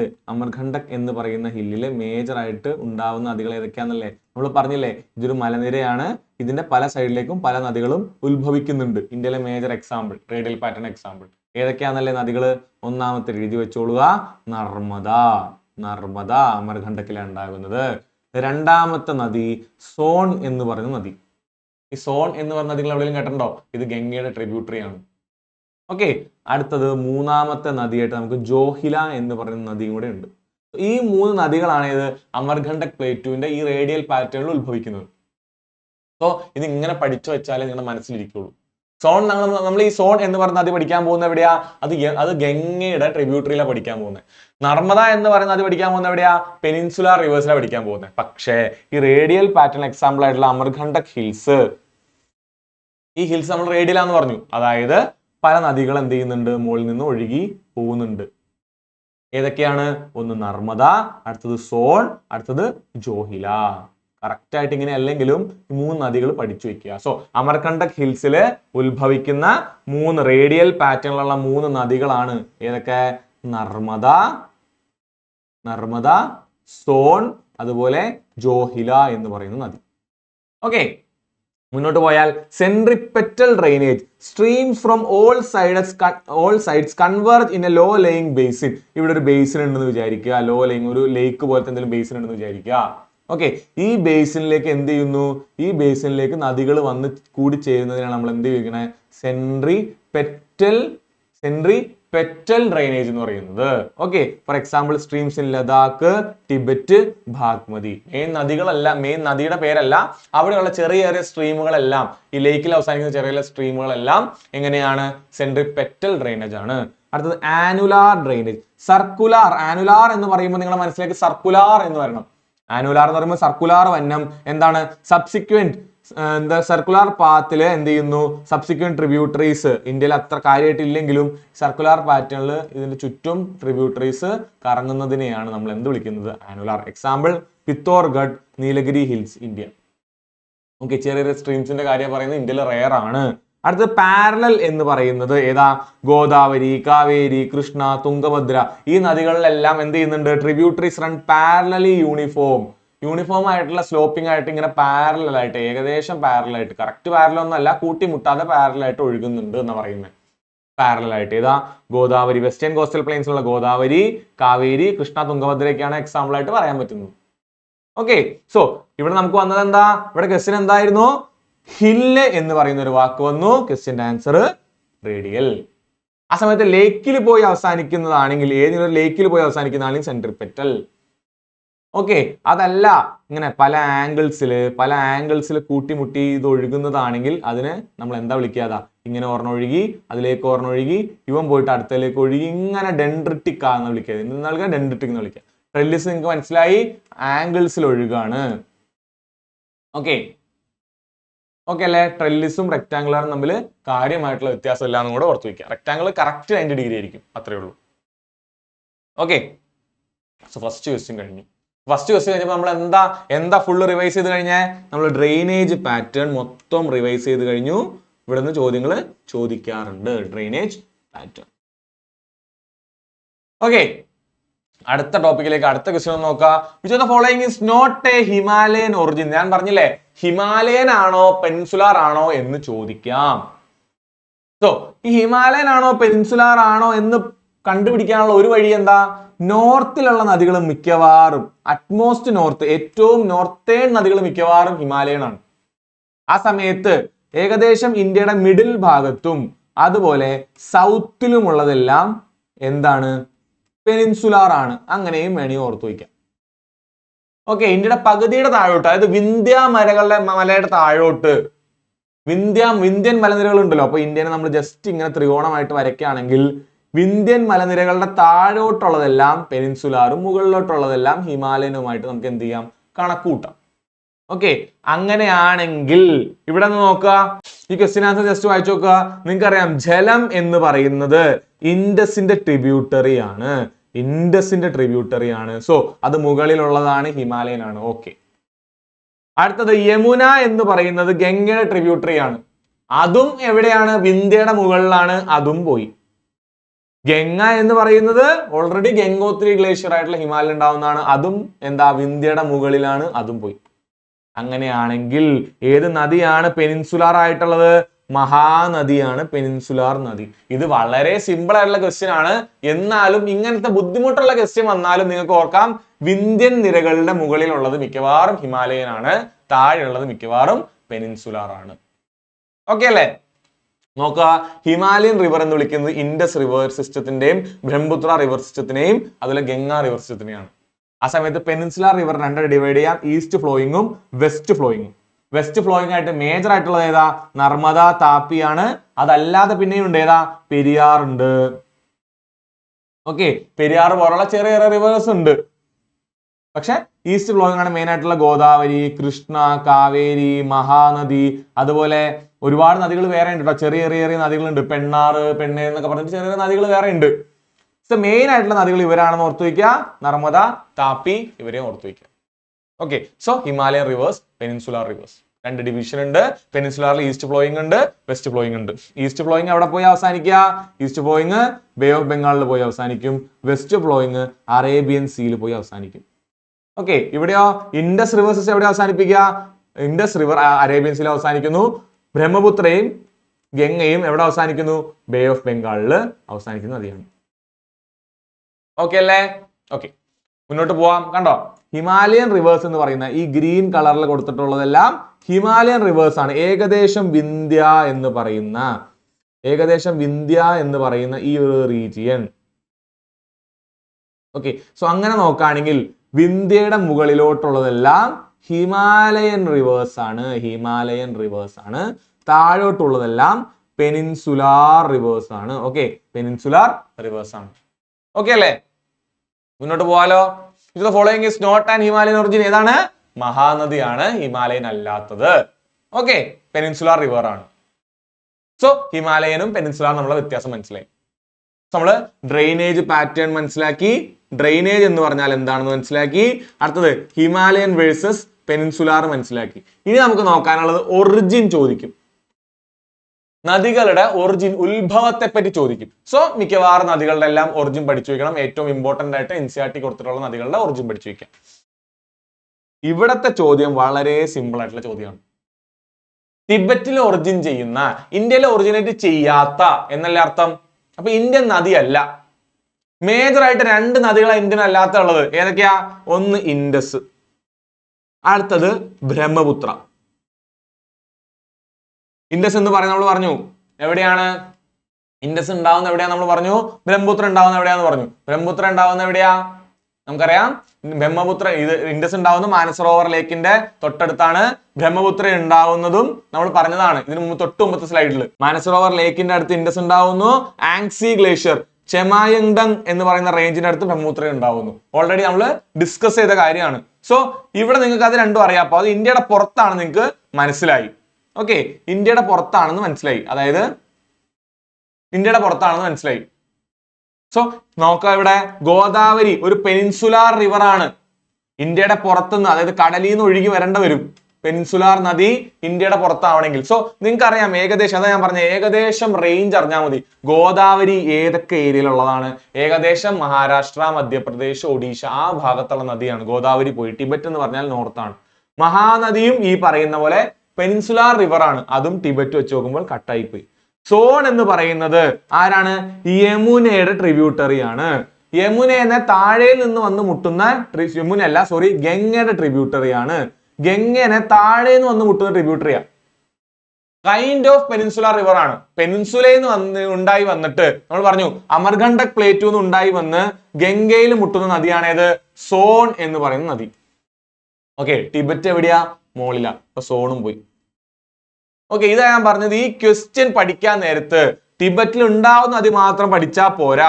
ഗോദാവരി ഏകദേശം എവിടെയാണെന്ന് പഠിച്ചു വെക്കുക. മഹാനദി ഏകദേശം എവിടെയാണെന്ന് പഠിച്ചു വെക്കുക. സോൺ എന്ന് പറഞ്ഞ നദി ഏകദേശം എവിടെയാണെന്ന് പഠിച്ചു വെക്കുക. ഇവരുടെ എല്ലാവരുടെ ഉത്ഭവവും നിങ്ങളുടെ മനസ്സിൽ വേണം. അടുത്ത ചോദ്യം നോക്ക്. Which of the following is not originates in India? ഏതാണ്? ബ്രഹ്മപുത്രയാണ്. പക്ഷെ ഈ പറയുന്ന നദികളൊന്നും നമുക്ക് പഠിക്കാനുള്ള നദികളല്ല. ബ്രഹ്മണി എന്ന് പറഞ്ഞാൽ ഒഡീഷയിലുള്ള ഒരു നദിയാണ്. പക്ഷെ ഇത് എവിടെ ഇല്ലാത്തതാ? NCERT കാര്യമായിട്ട് ഇല്ലാത്ത ഓപ്ഷൻസ് ആണ്. സോ ഇവിടെ ബ്രഹ്മപുത്ര മാത്രം പഠിച്ചു പോയാൽ മതി. Okay, Sabarmati river originate from which of the following places? ഏത് സ്ഥലത്താണ് സബർമതി എന്ന് പറയുന്ന റിവർ ഒറിജിനേറ്റ് ചെയ്യുന്നത്? ഇവിടെയാണ് നിങ്ങൾ നിങ്ങളുടെ ബുദ്ധി ഉപയോഗിക്കേണ്ടത്. സബർമതി എന്ന് പറയുന്നത് നിങ്ങൾക്ക് അറിയില്ല എന്ന് വിചാരിക്കുക. സബർമതി എന്ന് പറയുന്ന സ്ഥലം നിങ്ങൾക്ക് അറിയില്ല എന്ന് തന്നെ വിചാരിക്കുക. നദി എവിടെയാണെന്ന് നിങ്ങൾ അറിയില്ലെന്ന് വിചാരിക്കുക. സബർമതി ആശ്രമം എന്ന് പറയുന്നത് ഗാന്ധിയുടെ ആശ്രമമായിരിക്കും. അതറിയാവുന്നവരായിരിക്കും മിക്കവാറും ഭൂരിഭാഗം കുട്ടികൾ. ഗാന്ധി സ്ഥാപിച്ച ആശ്രമമാണ് സബർമതി ആശ്രമം. എവിടെ? ഗാന്ധിയുടെ സ്ഥലം ഏതാ? ഗുജറാത്ത്. ഗുജറാത്തിലെ. ഇപ്പൊ ഗാന്ധിയുടെ സ്ഥലം അറിയാം, ഗാന്ധിയുടെ ആശ്രമമാണ് സബർമതി എന്ന് അറിയാമെങ്കിൽ ഗുജറാത്തിലെ അഹമ്മദാബാദിലായിരുന്നു എന്നറിയാം എങ്കിൽ രക്ഷപ്പെട്ടു. അറിയില്ല, ഗുജറാത്ത് മാത്രമേ ഉള്ളെങ്കിൽ ഓർക്കുക വെസ്റ്റേൺ ഗട്ട്സ് ആവാനുള്ള സാധ്യത കുറവാണ്. ഓക്കെ അല്ലേ? പിന്നെ വിന്ധ്യ ആവാനുള്ള സാധ്യത കുറവാണ്. ഇത് രണ്ടും ആവാനുള്ള സാധ്യത കുറവാണ്. ഒന്നെങ്കിൽ ആരവല്ലി ആയിരിക്കണം, അല്ലെങ്കിൽ സത്പുര ഗുജറാത്ത് ആയിരിക്കണം. ഓക്കെ അല്ലേ? സോ നമ്മൾ 2 ഓപ്ഷൻസ് കളഞ്ഞു. ഇനി നമ്മുടെ കയ്യിൽ ബാക്കിയുള്ളത് എന്താണ്? ഒന്നെങ്കിൽ ആരവല്ലി ആവണം, അല്ലെങ്കിൽ സത്പുര ആവണം. നിങ്ങൾക്ക് അറിയാം സത്പുര, വിന്ധ്യ ഈ ഭാഗത്താണ് ഗുജറാത്ത്. സത്പുരയിൽ ഉണ്ടായി വിന്ധ്യനെ കട്ട് ചെയ്തിട്ട് എവിടെ തന്നെ ഗുജറാത്തിലേക്ക് വരണം, വലിയ ബുദ്ധിമുട്ടാണ്. ആ സമയത്ത് ആരവല്ലി എന്ന് പറയുന്നത് ഗുജറാത്തിന്റെ തൊട്ടു മുകളിൽ കിടക്കുന്ന മലനിരകളാണ്. അവിടെ നിന്ന് ഒഴുകി ഗുജറാത്തിൽ ഒഴുകി ഗൾഫ് ഓഫ് മൺബത്തിൽ അവസാനിപ്പിക്കാനുള്ള സാധ്യത കൂടുതലാണ്. സോ ഇവിടെ കൂടുതൽ സാധ്യത ഏതിനാണ്? ആരവല്ലിക്കാണ് കൂടുതൽ സാധ്യത. 50-50 ഓപ്ഷൻ കിട്ടിക്കഴിഞ്ഞാൽ വെസ്റ്റേൺ ഗട്ട്സും വിന്ധ്യയും കട്ട് ചെയ്ത് കളഞ്ഞാൽ പിന്നെ നമുക്ക് ഓർക്കാം ഈ സത്പുര എന്ന് പറയുന്ന ഭാഗത്തിന്റെ ഗുജറാത്ത് എന്ന് കൊടുത്തിട്ടുണ്ടെങ്കിലും സത്പുര ഗുജറാത്തിൽ ഒരു ചെറിയ ഭാഗമേ ഉള്ളൂ. സത്പുര പിന്നെ ഇങ്ങോട്ട് കിടക്കാം. ആ സമയത്ത് ഇവിടെ ആരവല്ലി ഉണ്ട്. ഇതിലൊഴുകുന്ന നദി ആരവല്ലിയിൽ ഉണ്ടാവാനുള്ള സാധ്യതയാണ് കൂടുതൽ. സോ ഓർത്തു വയ്ക്കുക, സബർമതി എന്ന് പറയുന്ന നദി ഏതാണ്? ഗാന്ധിയുടെ സബർമതി ആശ്രമത്തിന്റെ സൈഡിലൂടെ ഒഴുകുന്ന, അഹമ്മദാബാദിലൂടെ ഒഴുകുന്ന നദിയാണ്. ഓക്കെ, അത് എവിടെ ഉത്ഭവിക്കുന്നത്? ആരവല്ലിയിലാണ് ഉത്ഭവിക്കുന്നത്. ഓക്കെ, ഈ 2 ഓപ്ഷൻസ് എന്തായാലും കളയാം. കുറച്ച് ബോധം ഉണ്ടെന്നുണ്ടെങ്കിൽ, കുറച്ച് മാപ്പ് അറിയാമെന്നുണ്ടെങ്കിൽ നമുക്ക് ഈ ഓപ്ഷനും കളഞ്ഞ് ഉത്തരത്തിലേക്ക് എത്താം. ഓക്കെ, ഇനി ഈ ക്വസ്റ്റ്യൻ ഒരു വട്ടം 2025, ഈ വട്ടം 2025 ചോദിച്ച ചോദ്യമാണ്. അതായത് കഴിഞ്ഞ 2 മാസം മുന്നേ നടന്ന പരീക്ഷയിൽ ചോദിച്ച ചോദ്യമാണ്. ഈ ചോദ്യം എന്ത് ചെയ്തിട്ടുണ്ട്? ഇതിന് മുന്നേ ചോദിച്ചിട്ടുണ്ട്. സോ മര്യാദയ്ക്ക് PYQ പഠിച്ചു പോയ ആളാണെന്നെങ്കിൽ ഇതിന്റെ ആവശ്യമൊന്നുമില്ല. സോ ഇത് റിപ്പീറ്റഡ് ചോദ്യമാണ്, അല്ലാതെ പെട്ടെന്നൊരു ചോദ്യം വന്നതല്ല. റിപ്പീറ്റ് ചെയ്യാനുള്ള കാരണം എന്താ? ഗാന്ധിയുടെ ആശ്രമം ഉള്ളതുകൊണ്ടാണ് കാരണം. സോ ഇതിനൊരു പ്രത്യേക ഇത് കൊടുത്തിട്ട് തന്നെ പഠിക്കുക. NTPCയിൽ ചോദിച്ച ചോദ്യമാണ്, ഇനി എല്ലാ പരീക്ഷയ്ക്കും ഇത് പ്രതീക്ഷിക്കാം. ഓക്കെ, ഇത് ഓൾറെഡി കഴിഞ്ഞ NTPCക്ക് ചോദിച്ചതാണ്. അതുകൊണ്ട് ഈ NTPC വന്നപ്പോൾ വീണ്ടും റിപ്പീറ്റ് ചെയ്യാണ് ചെയ്തത്. ഓക്കെ, നമുക്ക് നോക്കാം ഇൻഡസ് റിവർ സിസ്റ്റത്തിന്റെ മേജർ ആയിട്ടുള്ള റിവേഴ്സിന്റെ ഉത്ഭവം നമുക്ക് നോക്കാം. ഇൻഡസ് എന്ന് പറയുന്ന നദി എവിടെയാ? ടിബറ്റൻ പ്ലേറ്റൂലെ മാനസരോവറിന്റെ അടുത്താണ് എന്ത് ചെയ്യുന്നത്? ഒറിജിൻ ചെയ്യുന്നത്. ഏറ്റവും ഇമ്പോർട്ടന്റ് ആയിട്ടുള്ള സ്ലൈഡാണ്, എല്ലാവരും നോട്ട് ചെയ്ത് പോവുക. ജലം എന്ന് പറയുന്ന നദി വെനിനാഗ് സ്പ്രിംഗിലാണ് എന്ത് ചെയ്യുന്നത്? ജലം എന്ന് പറയുന്ന നദി ഉത്ഭവിക്കുന്നത്. ചെനാബ് എന്ന് പറയുന്ന നദി ചന്ദ്ര അതുപോലെ ചന്ദ്രഭാഗ നദികള് കൂടിച്ചേരുമ്പോഴാണ് ചെനാബായി മാറുന്നത്. ഓക്കെ, അടുത്തത് രവി എന്ന് പറയുന്ന നദി റോഹ്താങ് പാസിലാണ് എന്ത് ചെയ്യുന്നത്? രവി എന്ന് പറയുന്ന റോഹ്താങ് പാസിന്റെ അടുത്താണ് എന്ത് ചെയ്യുന്നത്? ആ നദി ഉത്ഭവിക്കുന്നത്. ബിയാസ് എന്ന് പറയുന്ന നദി ബിയാസ് കുണ്ട്, അതും റോഹ്താങ് പാസിന്റെ അടുത്തുള്ള ബിയാസ് കുണ്ടിലാണ് എന്ത് ചെയ്യുന്നത്? ബിയാസ് എന്ന് പറയുന്ന നദി ഉത്ഭവിക്കുന്നത്. സത്ലജ് എന്ന് പറയുന്ന നദി ഉത്ഭവിക്കുന്നത് എവിടെയാ? റക്കാസ് തള്ളിലാണ്. മാനസരോവറിന്റെ അടുത്തുള്ള ടിബറ്റിലുള്ള എവിടെയാണ്? റക്കാസ് തള്ളിലാണ് സത്ലജ് എന്ന് പറയുന്ന നദി ഉത്ഭവിക്കുന്നത്. ഇവിടെ നമുക്ക് എന്ത് മനസ്സിലാക്കാം? ഇൻഡസ് എന്ന് പറയുന്ന നദി ടിബറ്റിലാണ്. സോ ഇന്ത്യക്ക് പുറത്താണ്, ഇന്ത്യയിലല്ല. സോ ഇനി ഒരു ചോദ്യം ചോദിക്കുമ്പോൾ ഇൻഡസ്, ഇന്ത്യയിലാത്ത ഒരു നദിയിൽ നമുക്ക് ഇൻഡസ് ഉൾപ്പെടുത്താം. സത്ലജും എന്തല്ല? ഇന്ത്യയിലല്ല, ടിബറ്റിലാണ് ഉത്ഭവിക്കുന്നത്. ബാക്കി എല്ലാം ഇന്ത്യയിലാണ് ഉത്ഭവിക്കുന്നത്. ജലം വെനിനാഗ് സ്പ്രിങ്, ചെനാബ് ചന്ദ്രഭാഗ റിവർ, ചന്ദ്രഭാഗ എന്ന് പറയുന്ന റിവറായി മാറും. ചന്ദ്ര റിവറും ഭാഗ റിവറും കൂട്ടിമുട്ടി അത് ചെനാബായി മാറുന്നു. രവി എന്ന് പറയുന്ന റിവർ റോഹ്താങ് പാസിന്റെ അടുത്താണ് ഉണ്ടാവുന്നതെങ്കിൽ ബിയാസ് കുണ്ടാണ്. ഓക്കെ, സത്ലജ് റക്കാസ്തൾ അല്ലെങ്കിൽ റക്കാസ് ലേക്ക് എന്ന് പറയുന്ന സ്ഥലത്താണ് ഉണ്ടാവുന്നത്. സോ ഇൻഡസിന്റെ ഏറ്റവും മേജർ ആയിട്ടുള്ള നദികളും അത് ഒഴുകുന്ന സ്റ്റേറ്റ്സും ഏകദേശം ഇവിടെ കൊടുത്തിട്ടുണ്ട്, പഠിച്ചു വയ്ക്കാം. അടുത്തത് ഗംഗ. ഗംഗയിലെ ഏറ്റവും ഇമ്പോർട്ടന്റ് ആയിട്ടുള്ള മാത്രമേ കൊടുത്തിട്ടുള്ളൂ. ഗംഗ നിങ്ങൾക്ക് അറിയാം, ഗംഗയിൽ ഭഗീരഥി എന്ന് പറയുന്ന നദി ഉണ്ടാവുന്നത് എവിടെയാ? അല്ലെങ്കിൽ മേജർ ആയിട്ട് ഭഗീരഥി എന്ന് പറയുന്ന റിവർ ഉണ്ടാവുന്നത് ഇവിടെ ഗംഗോത്രിയിലാണ്. എന്നിട്ട് എന്ത് ചെയ്യുന്നു? അളകനന്ദ കൂട്ടിമുട്ടുന്നു ദേവപ്രയാഗിൽ വെച്ചിട്ട്. എന്നിട്ട് ഗംഗ എന്ന പേരിലാണ് അത് ഒഴുകുന്നത്. യമുനോത്രി ഗ്ലേഷ്യർ, ഘാഗ്ര, മാപ്ച ചുങ്കു ഗ്ലേഷ്യർ എന്ന് പറയുന്ന ഗ്ലേഷ്യറിലാണ്, അതും ടിബറ്റിലാണ്. കണ്ടോ, ഘാഗ്രയും ടിബറ്റിലാണ് ഉത്ഭവിക്കുന്നത്. ഗണ്ഡക് എവിടെയാ? നേപ്പാൾ ഹിമാലയാസ്, കാളി ഗണ്ഡക് അല്ലെങ്കിൽ തൃശൂൽ ഗംഗ, ഈ 2 നദികൾ കൂട്ടിമുട്ടിയാണ് ഗന്ധക് ഉണ്ടാവുന്നത്. ഓക്കെ, കോശി എന്ന് പറയുന്നത് മോർത്ത് എവറസ്റ്റിന്റെ നോർത്തിൽ നിന്നാണ് ഉണ്ടാവുന്നത്. സോൺ എന്ന് പറയുന്ന അമർകണ്ടക് പ്ലേറ്റൂൽ ഉണ്ടാവുന്നത്. ഓക്കെ, സോൺ നമ്മൾ ഓൾറെഡി പറഞ്ഞതാണ്. അമർകണ്ടക് പ്ലേറ്റൂൽ ഉണ്ടാവുന്ന നദികൾ ഏതൊക്കെയാണ്? ജോലി, സോൺ, അതുപോലെ നർമ്മദ, 3 റിവേഴ്സ് ആണ്. സോ ഇവിടെ ഓർത്ത് വെക്കുന്നത് എന്താ? ഗംഗോത്രി ഗ്ലേഷ്യറിൽ ഗംഗ ഉണ്ടായി, യമുനോത്രിയിൽ യമുന ഉണ്ടായി, മാപ്ച ചുങ്കോ ഗ്ലേഷ്യർ ടിബറ്റിൽ ഘാഗ്ര ഉണ്ടാവുന്നു, കാളി ഗണ്ഡക്കും അതുപോലെ തൃശൂൽ ഗംഗയും കൂട്ടിമുട്ടി ഗന്ധക് ഉണ്ടാവുന്നു, കോശി എവറസ്റ്റിന്റെ സൈഡിൽ ഉണ്ടാവുന്നു, അതുപോലെ സോൺ അമർകണ്ടക് പ്ലേറ്റിൽ ഉണ്ടാവുന്നു. സോ നമ്മള് ഇൻഡസും ഗംഗയും ഓർത്തു വയ്ക്കുക. ഫാക്റ്റുകളാണ്, നമ്മൾ ഓൾറെഡി ക്ലാസ്സിൽ പഠിച്ചപ്പോൾ ഒരു ഓർഡറിൽ പഠിച്ചാണ്. ഇവിടെ ഫാക്റ്റുകൾ മാത്രം ഒന്ന് റിവൈസ് ചെയ്ത് പോവുക. മുന്നോട്ട് പോയാൽ ബ്രഹ്മപുത്രയിലെ ഏതാണ്? ചെമായുങ്ഡും ഗ്ലേഷ്യർ, അല്ലെങ്കിൽ നമ്മൾ പറഞ്ഞു ആങ്സി ഗ്ലേഷ്യർ. ആങ്സി ഗ്ലേഷ്യറിലാണ് ഏതുണ്ടാവുന്നത്? ബ്രഹ്മപുത്ര ഉണ്ടാവുന്നത്. നോക്കിക്കോളൂ, പെനിൻസുലാർ റിവേഴ്സിൽ ഈസ്റ്റ് ഫ്ലോയിങ് റിവേഴ്സ് എവിടെയാ? മഹാനദി ഉണ്ടാവുന്നത് സിഹായ ഹിൽസിലാണ്, സിഹാവ ഹിൽസിലാണ്. ഗോദാവരി ഉണ്ടാവുന്നത് എവിടെയാ? ത്രിംബക് പ്ലേറ്റു അല്ലെങ്കിൽ ത്രിംബകേശ്വർ. ഏതാണ്? ത്രിംബകേശ്വർ. ത്രിംബകേശ്വർ അല്ലെങ്കിൽ ത്രിംബക് പ്ലേറ്റുവിലാണ് ഏതുണ്ടാവുന്നത്? ഗോദാവരി ഉണ്ടാവുന്നത്. കൃഷ്ണ ഉണ്ടാവുന്നത് മഹാബലേശ്വർ, വെസ്റ്റേൺ ഗട്ട്സ്, മഹാബലേശ്വർ. സോ ത്രിംബകേശ്വറിൽ ഗോദാവരി, മഹാബലേശ്വറിൽ ഏതാണ്? കൃഷ്ണ.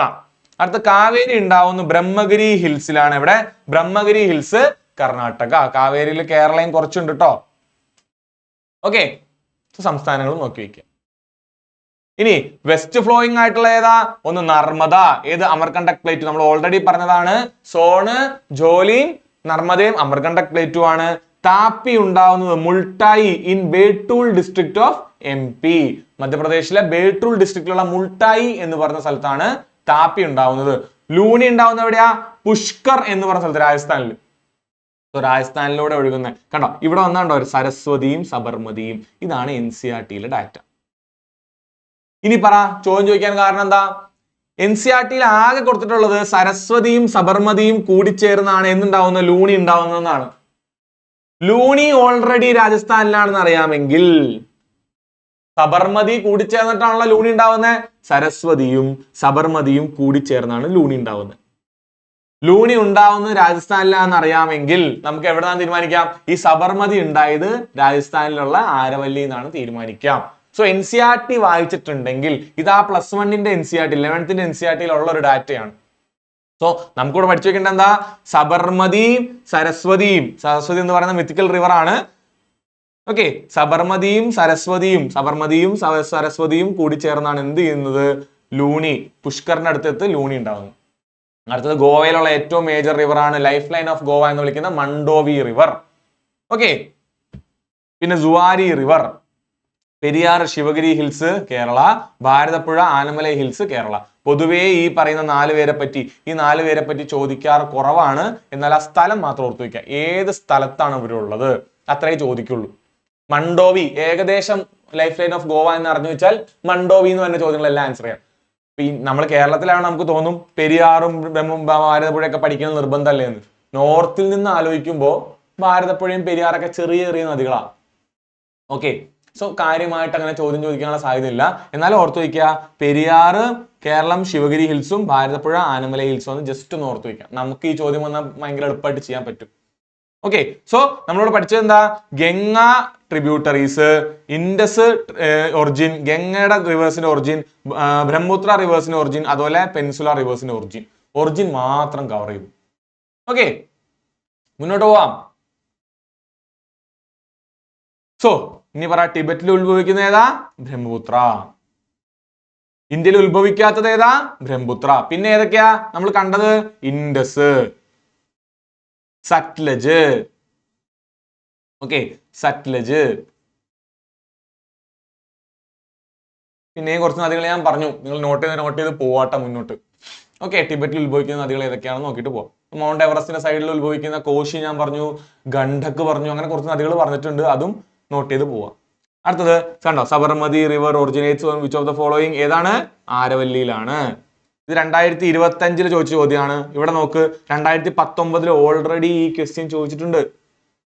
2019 ചോദിച്ച അതേ ചോദ്യമാണ് റിപ്പീറ്റ് ചെയ്തിട്ടുള്ളത്. ഇവിടെ ആൻസർ രാജസ്ഥാൻ ആയിരുന്നു. ഓക്കെ, ഇവിടെ കണ്ടോ, രാജസ്ഥാനിലുള്ള ഒരൊറ്റ ഓപ്ഷനേ ഉള്ളൂ. ഇതാ ഇവിടെ ഉള്ളതെല്ലാം എടുത്തു മാറ്റുക. ഇവിടെയും നിങ്ങൾക്ക് സംശയം വരാൻ പോകുന്നത് ഗുജറാത്ത് ആണോ രാജസ്ഥാൻ ആണോ എന്നാണ്. ഒറിജിനേറ്റ് ചെയ്യുന്നത് രാജസ്ഥാനിലാണെങ്കിലും ഗുജറാത്തിലേക്ക് ഒഴുകുന്നുണ്ട്. അതാണ് ഇതിന്റെ ട്വിസ്റ്റ്. അപ്പൊ നിങ്ങൾ വിചാരിക്കുകയാണ് സബർമതി എന്ന് പറയുന്നത് എവിടെയാണ്? സബർമതി ആശ്രമം ഗുജറാത്തിലാണല്ലോ, പിന്നെ രാജസ്ഥാനിൽ ഉത്ഭവിക്കോ? നദി ഉത്ഭവിക്കുന്ന രാജസ്ഥാനിലാണ്, ഒഴുകുന്നത് അഹമ്മദാബാദിലൂടെ ആയിരിക്കാം. ആണ്. ഓക്കെ, സോ അടുത്ത question. Which of the following reverse is one of the major reverse and state of Odisha? അവിടെയാണ് ഞാൻ നേരത്തെ പറഞ്ഞ ഓരോ നദികളുടെ സ്ഥലങ്ങളും അറിഞ്ഞിരിക്കണം എന്നുള്ളത്. പക്ഷേ ഇവിടെ വേറൊരു ട്വിസ്റ്റ് ഒന്നും. ഏതാ? Pampa river, Son river, Bhavani river, Rushikulya river. ഇതൊന്നും നമ്മൾ പഠിച്ച ഇമ്പോർട്ടന്റ് റിവേഴ്സിൽ പെട്ട റിവർ അല്ല. ഇത് നമ്മൾ പഠിച്ച ഇമ്പോർട്ടന്റ് റിവേഴ്സിൽ പെട്ട റിവർ അല്ല. അപ്പൊ എന്ത് ചെയ്യും? നിങ്ങൾ കുറച്ച് ബുദ്ധി ഉപയോഗിക്കാൻ. നിങ്ങൾക്ക് അറിയാം പമ്പ എന്ന് പറയുന്ന റിവർ എവിടെയാ? സൗത്തിലൂടെ ഒഴുകുന്ന നദിയാണ്. എവിടെയാണ്? സൗത്തിലൂടെ ഒഴുകുന്ന നദിയാണ്. അത് പോയി. സോൺ എന്ന് പറയുന്ന റിവർ ആരാണ്? ഏതാണ്? യമുന, സോറി ഗംഗയുടെ ട്രിബ്യൂട്ടറി ആണ്. ഗംഗയുടെ ട്രിബ്യൂട്ടറി ഒഡീഷയിലൂടെ ഒഴുകാനുള്ള സാധ്യത വളരെ കുറവാ. ഗംഗ മാക്സിമം ഒഴുകുന്നത് ജാർഖണ്ഡ് വരെയാണ്, വെസ്റ്റ് ബംഗാളിൽ അവസാനിക്കും. സോ സോണും പോയി. ഭവാനി എന്ന് പറയുന്നത് കാവേരിയുടെ ട്രിബ്യൂട്ടറിയാ. അപ്പൊ അത് സൗത്തിലെ നദിയാ, അതും പോയി. ഇപ്പോൾ ഒരാളേ ഉള്ളൂ, ഋഷികുല്യ റിവർ. നിങ്ങൾക്ക് ഈ ഋഷികുല്യ റിവറിനെ പറ്റി അറിയില്ലെങ്കിലും, ഈ പറയുന്ന ഋഷികുല്യ റിവറിനെ പറ്റിയിട്ട് നിങ്ങൾക്ക് വലിയ ധാരണ ഇല്ലെങ്കിലും, ഈ റിവറിനെ പറ്റി വലിയ ധാരണ ഇല്ലെങ്കിൽ നിങ്ങൾക്ക് ഈ ആൻസറിലേക്ക് എത്താൻ പറ്റും. എങ്ങനെ? ഞാൻ പറയുന്ന പോലെ ബാക്കി ഇതിനെ പറ്റി അറിയാം. പമ്പ എന്ന് പറയുന്നത് സൗത്തിലുള്ള ഒരു നദിയാണ്. ഓക്കെ, പമ്പ എന്ന് പറഞ്ഞാൽ കേരളത്തിലൂടെ ഒഴുകുന്ന നദിയാണെന്ന് അറിയാം. ഭ്രമണി എന്ന് പറയുന്നത് കാവേരിയുടെ ഒരു ട്രിബ്യൂട്ടറി ആണെന്നറിയാം, അതും സൗത്തിലൂടെ ഒഴുകുന്ന നദിയാണെന്നറിയാം. സോൺ എന്ന് പറയുന്നത് ഗംഗയുടെ ട്രിബ്യൂട്ടറി ആണെന്ന് അറിയാമെങ്കിൽ ബാക്കി 3 ഓപ്ഷനും കട്ട് ചെയ്ത് കളയാം. നിങ്ങൾക്ക് ഋഷികുല്യ റിവറിന്റെ ഉത്തരത്തിലെത്താം. അങ്ങനെയും നിങ്ങൾക്ക് ആൻസറിൽ എത്താം. സോ നിങ്ങൾ ഏത് ക്വസ്റ്റ്യൻ കിട്ടിയാലും ഒറ്റയടിക്ക് വിട്ട് കളയരുത്. അറിയില്ല എന്ന് വെച്ചിട്ട് ഓപ്ഷൻസിലേക്ക് ശരിക്കും നോക്കുക. ഏതെങ്കിലും എലിമിനേറ്റ് ചെയ്യാൻ പറ്റുമോ, 50-50 എത്തിക്കാൻ പറ്റുമോ, അല്ലെങ്കിൽ ഉത്തരത്തിൽ എത്തിക്കാൻ പറ്റുമോ എന്ന് ആലോചിച്ച് നോക്കുക. ആൻസർ കിട്ടാനുള്ള സാധ്യത വളരെ കൂടുതലാണ്. ഓക്കെ, ഇനി through which of the following States the Chambal river flow? Chambal എന്ന് പറയുന്ന നദി ഒഴുകുന്നത് ഏതിലൂടെയാണ്? ഞാൻ വീണ്ടും വന്നു. ചമ്പൽ ആരുടെ ട്രിബ്യൂട്ടറി ആണ്? ചമ്പൽ യമുനയുടെ ട്രിബ്യൂട്ടറി ആണ്. യമുനയുടെ ട്രിബ്യൂട്ടറി ആണ്. ഏതാ നമ്മൾ പറഞ്ഞു? കെൻ, ബെട്ടുവ, ചമ്പൽ. KBC എന്ന് ഓർത്ത് വയ്ക്കണം ഞാൻ പറഞ്ഞില്ലേ. സോ ആ ചമ്പലാണ് ഈ ചമ്പൽ. ഓക്കെ, ഇനി പറ, യമുനയുടെ ട്രിബ്യൂട്ടറി ആണെങ്കിൽ രാജസ്ഥാനിലൂടെ ഒഴുകാനുള്ള സാധ്യത ഉണ്ടോ? യമുന എന്ന് പറയുന്നത് എവിടെ? ഉത്തർപ്രദേശിലൂടെ മുകളിലൂടെ ഒഴുകി ന്യൂഡൽഹിയിലൂടെ വന്ന് ആഗ്രയിലൂടെ വന്ന് അലഹബാദിൽ കൂടെ ഒഴുകുന്ന ഒരു നദിയാണ്. അത് മുകളിൽ നിന്ന് താഴോട്ട് ഒഴുകാണ്. UP-യുടെ ഭാഗത്തേക്ക് ഒഴുകുന്ന നദിയാണ്. ഈ ഭാഗത്തു നിന്ന് ഒരു നദിക്ക് വന്ന് കൂട്ടിമുട്ടിക്കൂടെ? രാജസ്ഥാൻ തൊട്ടപ്പുറത്ത് കിടക്കുക, കൂട്ടിമുട്ടാം, തെറ്റില്ല. UP-യിലൂടെ ഓൾറെഡി ആഗ്രയിലൂടെ ഒഴുകുന്ന നദിയാണ്, അതും ഉത്തർപ്രദേശിൽ കൂട്ടിമുട്ടാനുള്ള സാധ്യത കൂടുതലാണ്. മധ്യപ്രദേശിലൂടെ ഒഴുകാൻ പറ്റുമോ? സാധ്യതയുണ്ട്, തെറ്റു പറയാൻ പറ്റില്ല. നദിയാണ്, കുറച്ച് സാധ്യത അങ്ങോട്ട് മാറി ഒഴുകാം. സോ ഇത് അടുത്തടുത്തുള്ള സംസ്ഥാനങ്ങളാണ് ഈ 3 എണ്ണം. ഈ അടുത്തടുത്തുള്ള സംസ്ഥാനങ്ങളിലൂടെ ഒരു നദി ഒഴുകുന്നുണ്ടോ എന്ന് ചോദിച്ചാൽ മിക്കവാറും അതിന്റെ ആൻസർ ഓൾ ഓപ്ഷൻസ് ആയിരിക്കും. ഓർത്തു വയ്ക്കുക, ഇതിന്റെ answer all of the above ആണ്. രാജസ്ഥാനിലൂടെയും UP-യിലൂടെയും മധ്യപ്രദേശിലൂടെയും യമുനയുടെ ട്രിബ്യൂട്ടറി ആയിട്ടുള്ള ചമ്പൽ ഒഴുകുന്നുണ്ട്. എനിക്കിവിടെ ആകെ അറിയാവുന്ന എന്താ? ചമ്പല് യമുനയുടെ ട്രിബ്യൂട്ടറി ആണെന്ന് അറിയാം. അത് ഞാൻ ഓൾറെഡി നോട്ടിൽ എഴുതി തന്നിട്ടുണ്ട്.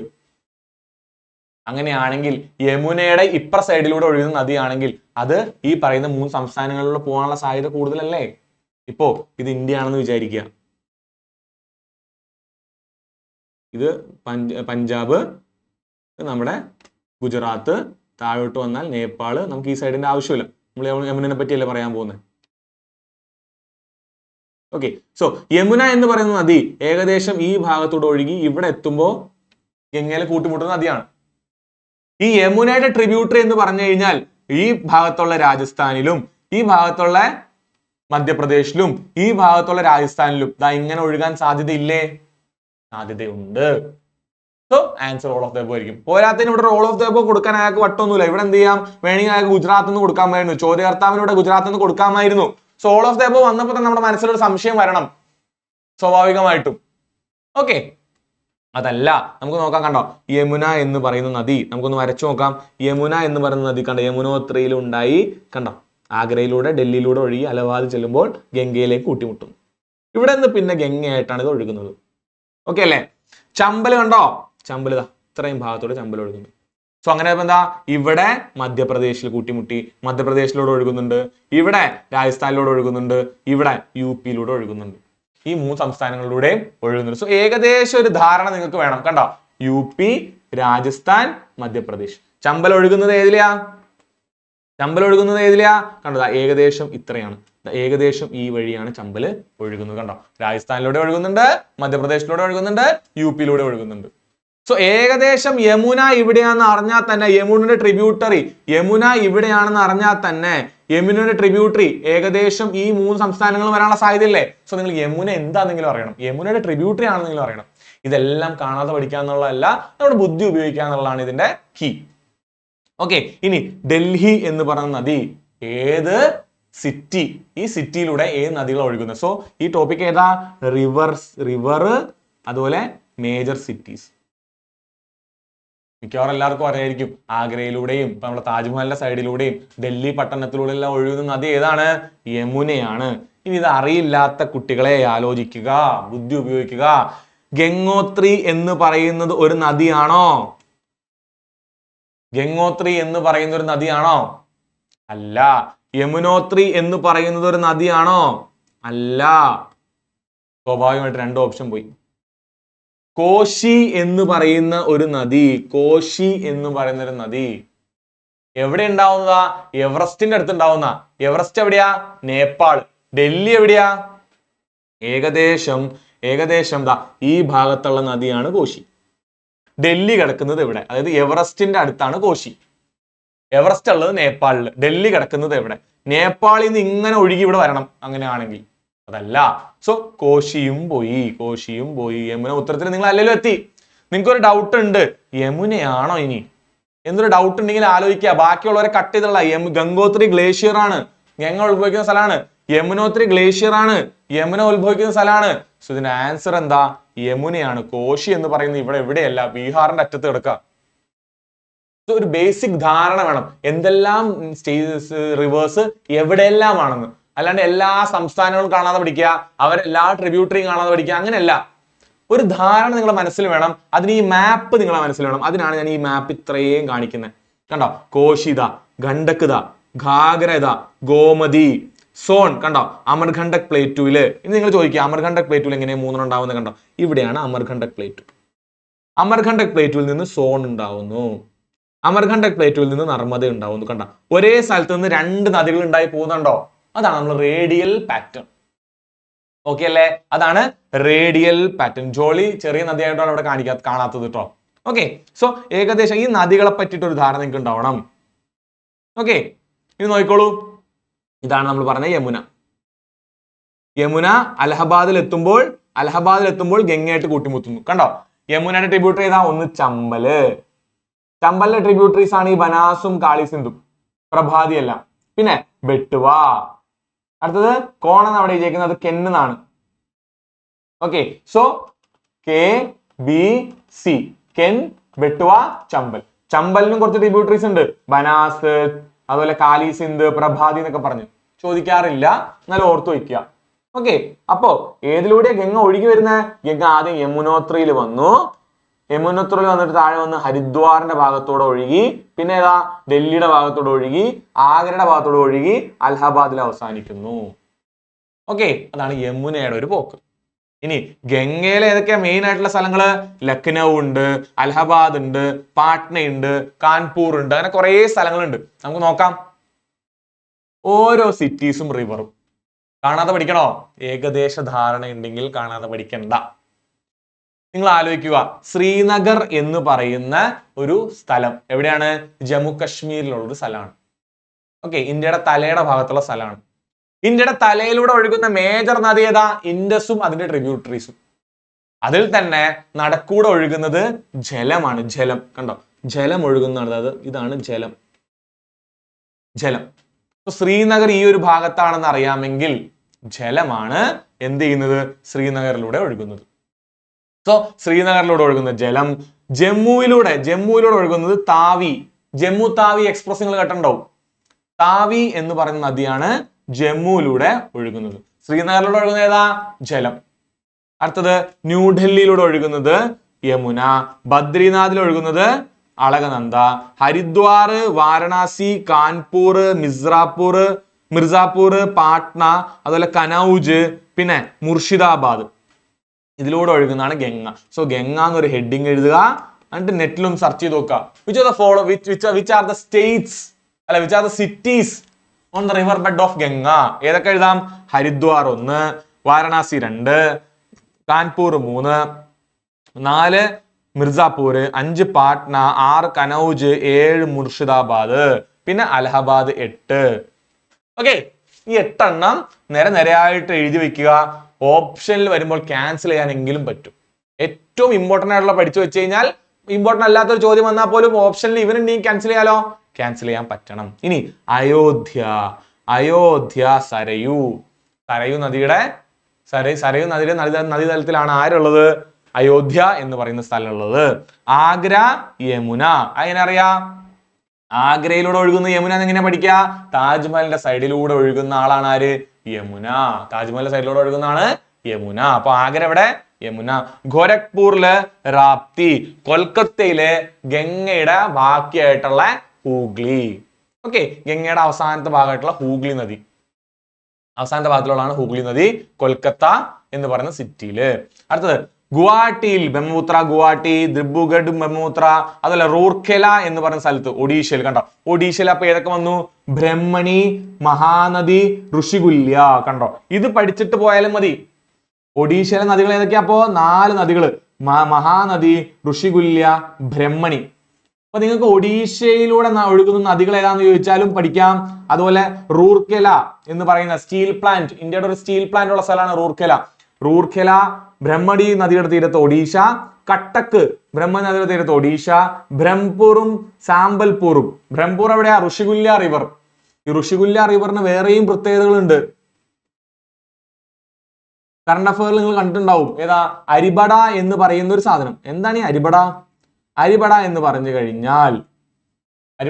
കഴിഞ്ഞാൽ ഒരു തരം ടർട്ടിൽസ്, ഒരു തരം ആമകള് ഇന്ത്യയിലെ ഈ ഋഷികുല്യ എന്ന് പറയുന്ന റിവറിന്റെ അടുത്തൊരു ബീച്ച് ഉണ്ട്, അല്ലെങ്കിൽ ഒരു കടലിന്റെ ഭാഗമുണ്ട്. ആ കടലിന്റെ ഭാഗത്ത് നിന്ന് ഈ ഒലീവ് റിഡ്ലി എന്ന് പറയുന്ന ടർട്ടിൽസ് എന്ത് ചെയ്യുന്നുണ്ട്? ഒലീവ് റിഡ്ലി എന്ന് പറഞ്ഞ ടർട്ടിൽസ് അവിടെ വന്ന് മുട്ടയിടും. ആ മുട്ടയിടുന്ന ആ ഒരു നെസ്റ്റിംഗ് പരിപാടിനാണ് നമ്മൾ അരിബട എന്ന് വിളിക്കുന്നത്. Okay, ARIBADA, അരിബട. സോ ഈ അരിബട നടക്കുന്നത് എവിടെയാ? ഋഷികുല്യ റിവറിന്റെ അടുത്താണ്, ഒഡീഷയിലാണ്.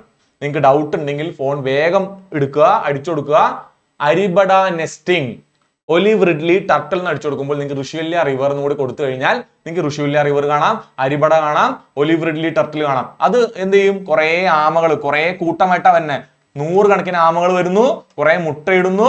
കുറച്ച് നാൾ കഴിയുമ്പോൾ ഈ മുട്ട എല്ലാം വിരിഞ്ഞ് കുറെ ആമക്കുഞ്ഞുങ്ങൾ എന്ത് ചെയ്യുന്നുണ്ടാവും? ഇതുപോലെ കടലിലേക്ക് പോകാനുണ്ടാവും. കാണാൻ വളരെ രസമായിട്ടുള്ളൊരു സംഭവമാണ്. അതുപോലെ പണ്ടൊക്കെ ആൾക്കാരും പല ജീവികളും ഈ പറയുന്ന മുട്ട എടുത്തുകൊണ്ട് പോകുന്ന ഒരു അവസ്ഥയൊക്കെ ഉണ്ടായി. പിന്നെ അതിനെ സംരക്ഷിച്ചിട്ട് ഇപ്പൊ അതൊരു കൺസർവേഷൻ സൈറ്റ് ആയിട്ടാണ് കൊണ്ടെടുക്കുന്നത്. സോ ഓർത്ത് വയ്ക്കുക, ഋഷികുല്യ റിവർ ഇമ്പോർട്ടന്റ് ആണ്. അടുത്തത് മഹാനദിയിൽ അപ്പൊ ഏതൊക്കെ വന്നു?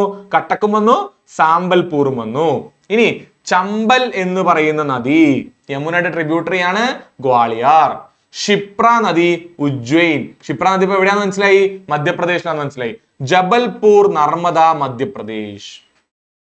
ഓക്കെ, ഈ ജബൽപൂറിന് ഒരു പ്രത്യേകത ഉണ്ട്. എന്താ ജബൽപൂറിന്റെ പ്രത്യേകത? ജബൽപൂർ നർമ്മദയുടെ തീരത്തുള്ള ജബൽപൂർ ആണ് ഇന്ത്യയിലെ മാർബിൾ ഗോർജ്. ഏറ്റവും കൂടുതൽ മാർബിൾ കൊണ്ടുവരുന്നത് ഇന്ത്യയിലെ മാർബിൾ ഗോർജ് എന്നാണ് അറിയപ്പെടുന്നത്. ഒന്ന് നെറ്റ് സെർച്ച് ചെയ്ത് നോക്കുക എന്താണ് മാർബിൾ ഗോർജ് എന്ന്. ഓക്കെ, മാർബിൾസ് ഇന്ത്യയിൽ മാർബിൾ, രാജസ്ഥാൻ മാർബിൾ എന്നൊക്കെ പറഞ്ഞാൽ മാർബിൾ ഇന്ത്യയിൽ വരുന്ന സ്ഥലമാണ് ജബൽപൂർ. അടുത്ത സൂരത്തിലൂടെ ഒഴുകുന്ന നദിയാണ് താപ്പി. താപ്പിയുടെ തീരത്തുള്ള ഏറ്റവും മേജർ ആയിട്ടുള്ള ഒരു സിറ്റിയാണ് സൂററ്റ്. സബർമതിയുടെ തീരത്ത് അഹമ്മദാബാദ്, നമ്മൾ നേരത്തെ പറഞ്ഞതാണ് സബർമതി ഗുജറാത്ത്. പൂനെയില് മുത്ത അല്ലെങ്കിൽ മുല എന്ന് പറയുന്ന സ്ഥലം. നാഷിക്കില് ഗോദാവരി. അമരാവതിയിൽ എവിടെയാ? അമരാവതി എന്ന് പറയുന്ന നമ്മുടെ ഹൈദരാബാദിന്റെ തലസ്ഥാനത്ത് ഏതാണ്? കൃഷ്ണ റിവർ. വിജയവാഡയിൽ കൃഷ്ണ റിവർ. ഹൈദരാബാദിലെ മൂസി റിവർ. മൂസി റിവർ ആരാ? കൃഷ്ണയുടെ ഒരു ട്രിബ്യൂട്ടറി ആണ്. ബാംഗ്ലൂരില് ഏതാണ്? വൃഷഭവതി എന്ന് പറഞ്ഞ റിവർ. അത്ര ഇമ്പോർട്ടന്റ് അല്ല, ചോദിക്കാറില്ല, എന്നാലും ഓർത്തു വയ്ക്കുക. മംഗലാപുരത്ത് നേത്രാവതി, ഗുരുപുര. ഷിമോഗയില് തുങ്ക റിവർ. ഓക്കെ, തുംഗഭദ്രയുടെ തുങ്ക റിവർ. മധുരയില് വൈഗൈ റിവർ. ചെന്നൈയില് കോം ഓർ അടയാർ റിവർ. കോയമ്പത്തൂരിൽ നൊയ്യൽ. ഈറോഡിൽ കാവേരി. കോട്ട, ചമ്പൽ. സോ ചമ്പൽ രാജസ്ഥാനിലും ഉണ്ട്. ഓക്കെ, കോട്ട, ചമ്പൽ മധ്യപ്രദേശിലെ ഗ്വാളിയറിലും നമ്മൾ കണ്ടു. അപ്പൊ നിങ്ങൾക്ക് മനസ്സിലായിട്ടുണ്ടാവും എന്താ? ചമ്പൽ രാജസ്ഥാനിലൂടെ ഒഴുകുന്നുണ്ട്, മധ്യപ്രദേശിലൂടെ ഒഴുകുന്നുണ്ട്, കുറച്ച് UP-യിലൂടെ ഒഴുകുന്നുണ്ടെന്ന് ഓർത്തു വയ്ക്കാം. സോ സിറ്റീസ്, മേജർ ആയിട്ടുള്ള സിറ്റീസ് എങ്കിലും നിങ്ങളുടെ മനസ്സിൽ വേണം. ഏകദേശ സ്റ്റേറ്റ് റിവേഴ്സിന്റെ ഐഡിയ ഉണ്ടെന്നുണ്ടെങ്കിൽ തന്നെ നമുക്ക് എന്ത് ചെയ്യാം, ഇതിന് ആൻസർ കൊടുക്കാം. ഓക്കെ, മനസ്സിലായില്ലേ? സോ സ്റ്റേറ്റ്, റിവർ അറിഞ്ഞിരിക്കുക, എന്നാൽ തന്നെ നമുക്ക് സിറ്റീസ് കണ്ടുപിടിക്കാൻ പറ്റും. ഇനി സിറ്റി പഠിച്ചാൽ തന്നെ നമുക്ക് സ്റ്റേറ്റ് അറിഞ്ഞിരിക്കാൻ പറ്റും. ഇതെല്ലാം ഒന്ന് കോറിലേറ്റ് ചെയ്ത് ഒരു മാപ്പിൽ മുന്നിൽ വെച്ചിട്ട് എഴുതി എഴുതി എഴുതി പഠിക്കുക. സോ നമ്മുടെ കയ്യിൽ NCERT ഉണ്ട്, മാപ്പ് ഉണ്ട്, അതുപോലെ നമ്മുടെ നോട്ട്സ് ഉണ്ടെന്നുണ്ടെങ്കിൽ എല്ലാ ക്വസ്റ്റ്യനും ആൻസർ ചെയ്യാൻ പറ്റും. ഓക്കെ, പിന്നെ ഈ ഗംഗനെ പോലെയുള്ള കുറച്ച് ആൾക്കാരുണ്ട്. ഗംഗയ്ക്കൊക്കെ ഒരുപാട് കാര്യങ്ങൾ ഡാറ്റ നമുക്ക് പഠിക്കാനുണ്ട്. ഫോർ എക്സാമ്പിൾ ഈ ചോദ്യം കണ്ടോ, which are these places does Pindar river meet Alaknanda. ഈ ഗംഗ അതിന്റെ തുടക്ക സ്ഥലത്ത് കുറെ നദികളായിട്ട് കൂട്ടിമുട്ടുന്നുണ്ട്. അത് കുറച്ച് റിലീജിയസ് ആയിട്ട് പ്രത്യേകതയുള്ള സ്ഥലങ്ങളും കൂടിയാണ്. ബദ്രിനാഥ് പോലെ, ഓക്കെ, ദേവപ്രയാഗ പോലെ. നമ്മൾ പ്രയാഗ്രാജ് എന്നൊക്കെ പറയുന്നത് എന്താ, പ്രയാഗ് എന്ന് പറഞ്ഞാൽ കൂട്ടിമുട്ടുക എന്നാണ്. സോ ഇതിനകത്ത് ഏത് പ്രയാഗിലാണ് പിണ്ടാർ റിവർ അളകനന്ദയായിട്ട് കൂട്ടിമുട്ടുന്നത് എന്നാണ് ചോദ്യം. ഇതൊന്നും ചെയ്യാനില്ല, ഇത് പഠിക്കാതെ രക്ഷയില്ല. ഓക്കെ, ഈ ഇമേജ് പഠിക്കണം. എന്താ പഠിക്കേണ്ടത്, നമ്മള് വിഷ്ണു പ്രയാഗില് ധൗളി ഗംഗയും അതുപോലെ അളകനന്ദയും കൂട്ടിമുട്ടുന്നു. വിഷ്ണു നന്ദാകിനിയും അളകനന്ദയും കൂട്ടിമുട്ടുമ്പോൾ നന്ദപ്രയാഗ്. പിണ്ടാർ ഗംഗയും അളകനന്ദയും കൂട്ടിമുട്ടുമ്പോൾ കർണപ്രയാഗ്. മന്ദാകിനിയും അളകനന്ദയും കൂട്ടിമുട്ടുമ്പോൾ രുദ്രപ്രയാഗ്. ഭഗീരഥിയും അളകനന്ദയും കൂട്ടിമുട്ടുമ്പോൾ ദേവപ്രയാഗ്. ഓക്കെ, ഇങ്ങനെ പല പല പ്രയാഗുകളുണ്ട്. സോ ഇവിടെ പിണ്ടാറും അളകനന്ദയും ചോദിച്ചേക്കുന്ന ആൻസർ കർണപ്രയാഗാണ്. ഓക്കെ, സോ ഗംഗ ഒറിജിനേറ്റ് ചെയ്യുന്ന എവിടെയാ, ഗംഗോത്രി ഗ്ലേഷ്യറിലാണ്. അളകനന്ദ ഒറിജിനേറ്റ് ചെയ്യുന്നത് സദോപത്ത് എന്ന് പറയുന്ന ഗ്ലേഷ്യറിലാണ്, ബദ്രിനാഥിന്റെ അടുത്ത്. സോ ഇത് ഒറിജിനേറ്റ് ചെയ്ത് കഴിഞ്ഞിട്ട് ധൗളി എന്ന് പറയുന്ന നദിയെ കൂട്ടിമുട്ടുന്നു. അളകനന്ദയും ധൗളിയും കൂട്ടിമുട്ടുന്നു. അളകനന്ദ എന്ന് പറയുന്ന ഈ നദിയും ധൗളി ഗംഗയും കൂടെ കൂട്ടിമുട്ടുന്ന ഈ സ്ഥലത്തിന് വിളിക്കുന്ന പേരാണെന്ത്, വിഷ്ണു പ്രയാഗ്. ഇതാണ് വിഷ്ണു പ്രയാഗ്. വിഷ്ണു ഗംഗ, വിഷ്ണു പ്രയാഗ് ജോഷിമഠിന്റെ അടുത്ത്. ഇനി മന്ദാകിനി എന്ന് പറയുന്ന tributary of Ganga and their confluence is at Rudraprayag. അടുത്ത നമുക്ക് നോക്കാം, മന്ദാകിനിയും അളകനന്ദയും കൂട്ടിമുട്ടുന്ന സ്ഥലമാണ് ഇത്, രുദ്രപ്രയാഗ്. പിണ്ടാർ ഗംഗയും അളകനന്ദയും കൂട്ടിമുട്ടുന്നു, കർണപ്രയാഗ്. നന്ദാകിനിയും അളകനന്ദയും കൂട്ടിമുട്ടുന്നു, നന്ദപ്രയാഗ്. ഭഗീരഥിയും അളകനന്ദയും കൂട്ടിമുട്ടി ഇവിടെ നിന്ന് ഗംഗ എന്നറിയപ്പെടുന്നത്. പിന്നെ അളകനന്ദ എന്നല്ല അറിയപ്പെടുന്നത്, പിന്നെ ഗംഗ എന്നറിയപ്പെടുന്നത് ദേവപ്രയാഗ്. ഓക്കെ, സോ പിണ്ടാറും അളകനന്ദയും കൂട്ടിമുട്ടുന്നു കർണപ്രയാഗ്, നന്ദാകിനിയും അന്തപ്രദേശം കൂട്ടിമുട്ടുന്നു, അളകനന്ദയും കൂട്ടിമുട്ടുന്നു നന്ദപ്രയാഗ്, അളകനന്ദയും ഭഗീരഥിയും കൂട്ടിമുട്ടുന്നു ദേവപ്രയാഗ്. അവിടെ നിന്ന് ഗംഗ എന്നറിയപ്പെടും. ഓക്കെ, ഇത് നമ്മൾ പഞ്ചപ്രയാഗ് എന്നാണ് വിളിക്കാറ്. ഓക്കെ, എത്ര ഉണ്ട്, 5 നോക്കി. പഞ്ചപ്രയാഗ് എന്നാണ് ഇത് നമ്മൾ വിളിക്കുക, പഞ്ചപ്രയാഗ്. ഏതൊക്കെ, വിഷ്ണുപ്രയാഗ്, നന്ദപ്രയാഗ്, കർണപ്രയാഗ്, രുദ്രപ്രയാഗ്, ദേവപ്രയാഗ്. ഓക്കെ, സോ പറ്റുന്നവരെല്ലാം ഇത് പഠിക്കുക. ഇങ്ങനൊരു ചോദ്യം വന്ന് നമുക്ക് ആൻസർ ചെയ്യണം.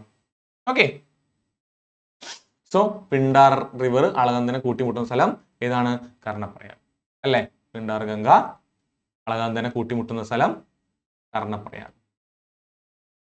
ഓക്കെ, മുന്നോട്ട് പോവാം. സോ നമ്മൾ എന്തെല്ലാം പഠിച്ചു, ഒന്ന് ഒരു നദി ഹിമാലയൻ റിവർ ആണോ പെൻസുലാർ റിവർ ആണോ എന്ന് അറിയണമെന്ന് പഠിച്ചു. ഡ്രെയിനേജ് പാറ്റേൺസ് അറിയണമെന്ന് പഠിച്ചു. പിന്നെ ഒറിജിൻ നമ്മൾ കുറേ നദികളുടെ പറഞ്ഞു കഴിഞ്ഞു. പിന്നെ ഗംഗയ്ക്ക് മാത്രമുള്ള ഈ പറയുന്ന പ്രയാഗുകൾ പഠിച്ചു. ഇനി ട്രിബ്യൂട്ടറി എന്ന് പറയുന്ന ഒരു സംഭവമുണ്ട്, ഏതാ, പോഷക നദികൾ. അതും ചോദിക്കാം. മേജറായിട്ട് ഏറ്റവും മെയിൻ ആയിട്ടുള്ള നദികളുടെ ട്രിബ്യൂട്ടറീസ് എങ്കിലും പഠിച്ചു വയ്ക്കുക. സോ ഈ ചോദ്യത്തിന് എല്ലാ ട്രിബ്യൂട്ടറി ഞാൻ പറഞ്ഞു തരട്ടെ. ബിയാസ് എന്ന് പറഞ്ഞു കഴിഞ്ഞാൽ ഇൻഡസിന്റെ ട്രിബ്യൂട്ടറി ആണ്, നമുക്കറിയാം. ഗന്ധക് എന്ന് പറഞ്ഞു കഴിഞ്ഞാൽ ഗംഗയുടെ ട്രിബ്യൂട്ടറി ആണ്. തുംഗഭദ്ര എന്ന് പറഞ്ഞു കഴിഞ്ഞാൽ ആരുടെ ട്രിബ്യൂട്ടറിയാ, തുംഗഭദ്ര, ഗഡ്പ്രഭ, മാലപ്രഭ എന്നെല്ലാം പറഞ്ഞ കൃഷ്ണയുടെ ട്രിബ്യൂട്ടറി ആണ്.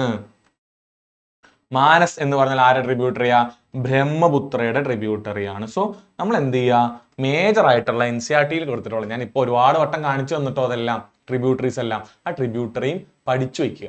ഓക്കെ, ഇനി ഏറ്റവും നിർബന്ധമായിട്ട് പഠിക്കേണ്ട ഗംഗനെ പറ്റിയിട്ടാണ്. സോ ഗംഗയുടെ ട്രിബ്യൂട്ടറീസ് നോക്കുക. ഗംഗയ്ക്ക് മേജർ ആയിട്ടുള്ള 3 റൈറ്റ് ബാങ്ക് ട്രിബ്യൂട്ടറീസ് ഉള്ളത്. എങ്ങനെ ഓർത്തു വയ്ക്കാം, യശോദ എന്ന് ഓർത്തു വയ്ക്കാം. യാ വച്ചിട്ട് യമുന, ഷോ വച്ചിട്ട് സോൺ, ദാ വച്ചിട്ട് ദാമോദർ. ഓക്കെ, യശോദ എന്ന് പറയുന്ന 3 ട്രിബ്യൂട്ടറീസ് ഏതൊക്കെ? നമ്മുടെ ആദ്യം ഞാൻ നിങ്ങൾക്ക് ഗംഗ ഇതിനകത്ത് എഴുതാൻ, ഇപ്പൊ നിങ്ങൾക്ക് ഇത് കാണുമ്പോൾ ഇച്ചിരി കൺഫ്യൂഷൻ ആയിട്ടുണ്ടാവും. ഗംഗ ഇതാന്ന് കാണിച്ചു തരാം. ഇതാണ് ഗംഗ. ആദ്യം നമ്മുടെ ഭഗീരഥി അളകനന്ദ വരുന്നു, ഋഷികേശിൽ പ്ലെയിൻസിലേക്ക് കയറുന്നു, അതിൻ്റെ താഴോട്ട് വരുന്നു, കാൺപൂറിൽ വന്ന് പ്രയാഗരാജിൽ വന്നിട്ട് ഇവിടെ വെച്ചിട്ട് നമ്മുടെ യമുന കൂട്ടിമുട്ടുന്നു, താഴോട്ട് പോയി വാരണാസി പാട്ന എല്ലാം വന്ന് താഴോട്ട് പോയി കൊൽക്കത്തയുടെ അകത്ത് ചെന്ന് അവസാനിക്കുന്നു. ഓക്കെ, ഇതാണ് ഗംഗയുടെ അവസ്ഥ. ഗംഗയുടെ റൈറ്റ് ബാങ്ക് ട്രിബ്യൂട്ടറീസ്, ഒന്നാമത്തെ മേജർ ആയിട്ടുള്ള ആള്, നമുക്ക് റൈറ്റ് ബാങ്ക് ട്രിബ്യൂട്ടറീസ് നോക്കാം. മേജർ ആയിട്ടുള്ള ആള്, ഒന്നാമത്തെ ആള് ഇവനാണ്. ഒന്നാമത്തെ ഏറ്റവും വലിയ ട്രിബ്യൂട്ടറി യമുന. ഏറ്റവും വലിയ ട്രിബ്യൂട്ടറി യമുന. യമുന കഴിഞ്ഞാൽ പിന്നെ ഇന്ത്യയിലെ ഏറ്റവും വലിയ ട്രിബ്യൂട്ടറി ഏതാ? നമ്മൾ അമർഖണ്ഡക് പ്ലേറ്റിൽ ഉണ്ടാവുന്ന സോൺ എന്ന് പറയുന്ന നദി, സോൺ. സോ യമുന വന്നു, സോൺ വന്നു. അടുത്തത് ദാമോദർ. ഓക്കെ, ദാമോദർ കണ്ട, ദാമോദർ ഈ അവസാന ഭാഗത്ത് കൂട്ടിമുട്ടുന്ന ദാമോദർ. ഇവര് 3 പേരുമാണ്. ആരൊക്കെയാ? യമുന, സോൺ, ദാമോദർ. ഇവിടെ നോക്കി അറിയാം യമുന ട്രിബ്യൂട്ടറീസ് ആരൊക്കെയാ? മെയിൻ ആള് ചമ്പൽ. ബനാസും കാളിസിന്ധും പ്രഭാതിയും ചമ്പലിന്റെ ട്രിബ്യൂട്ടറീസ് ആണ്. അടുത്തത് ബെട്ടുവ.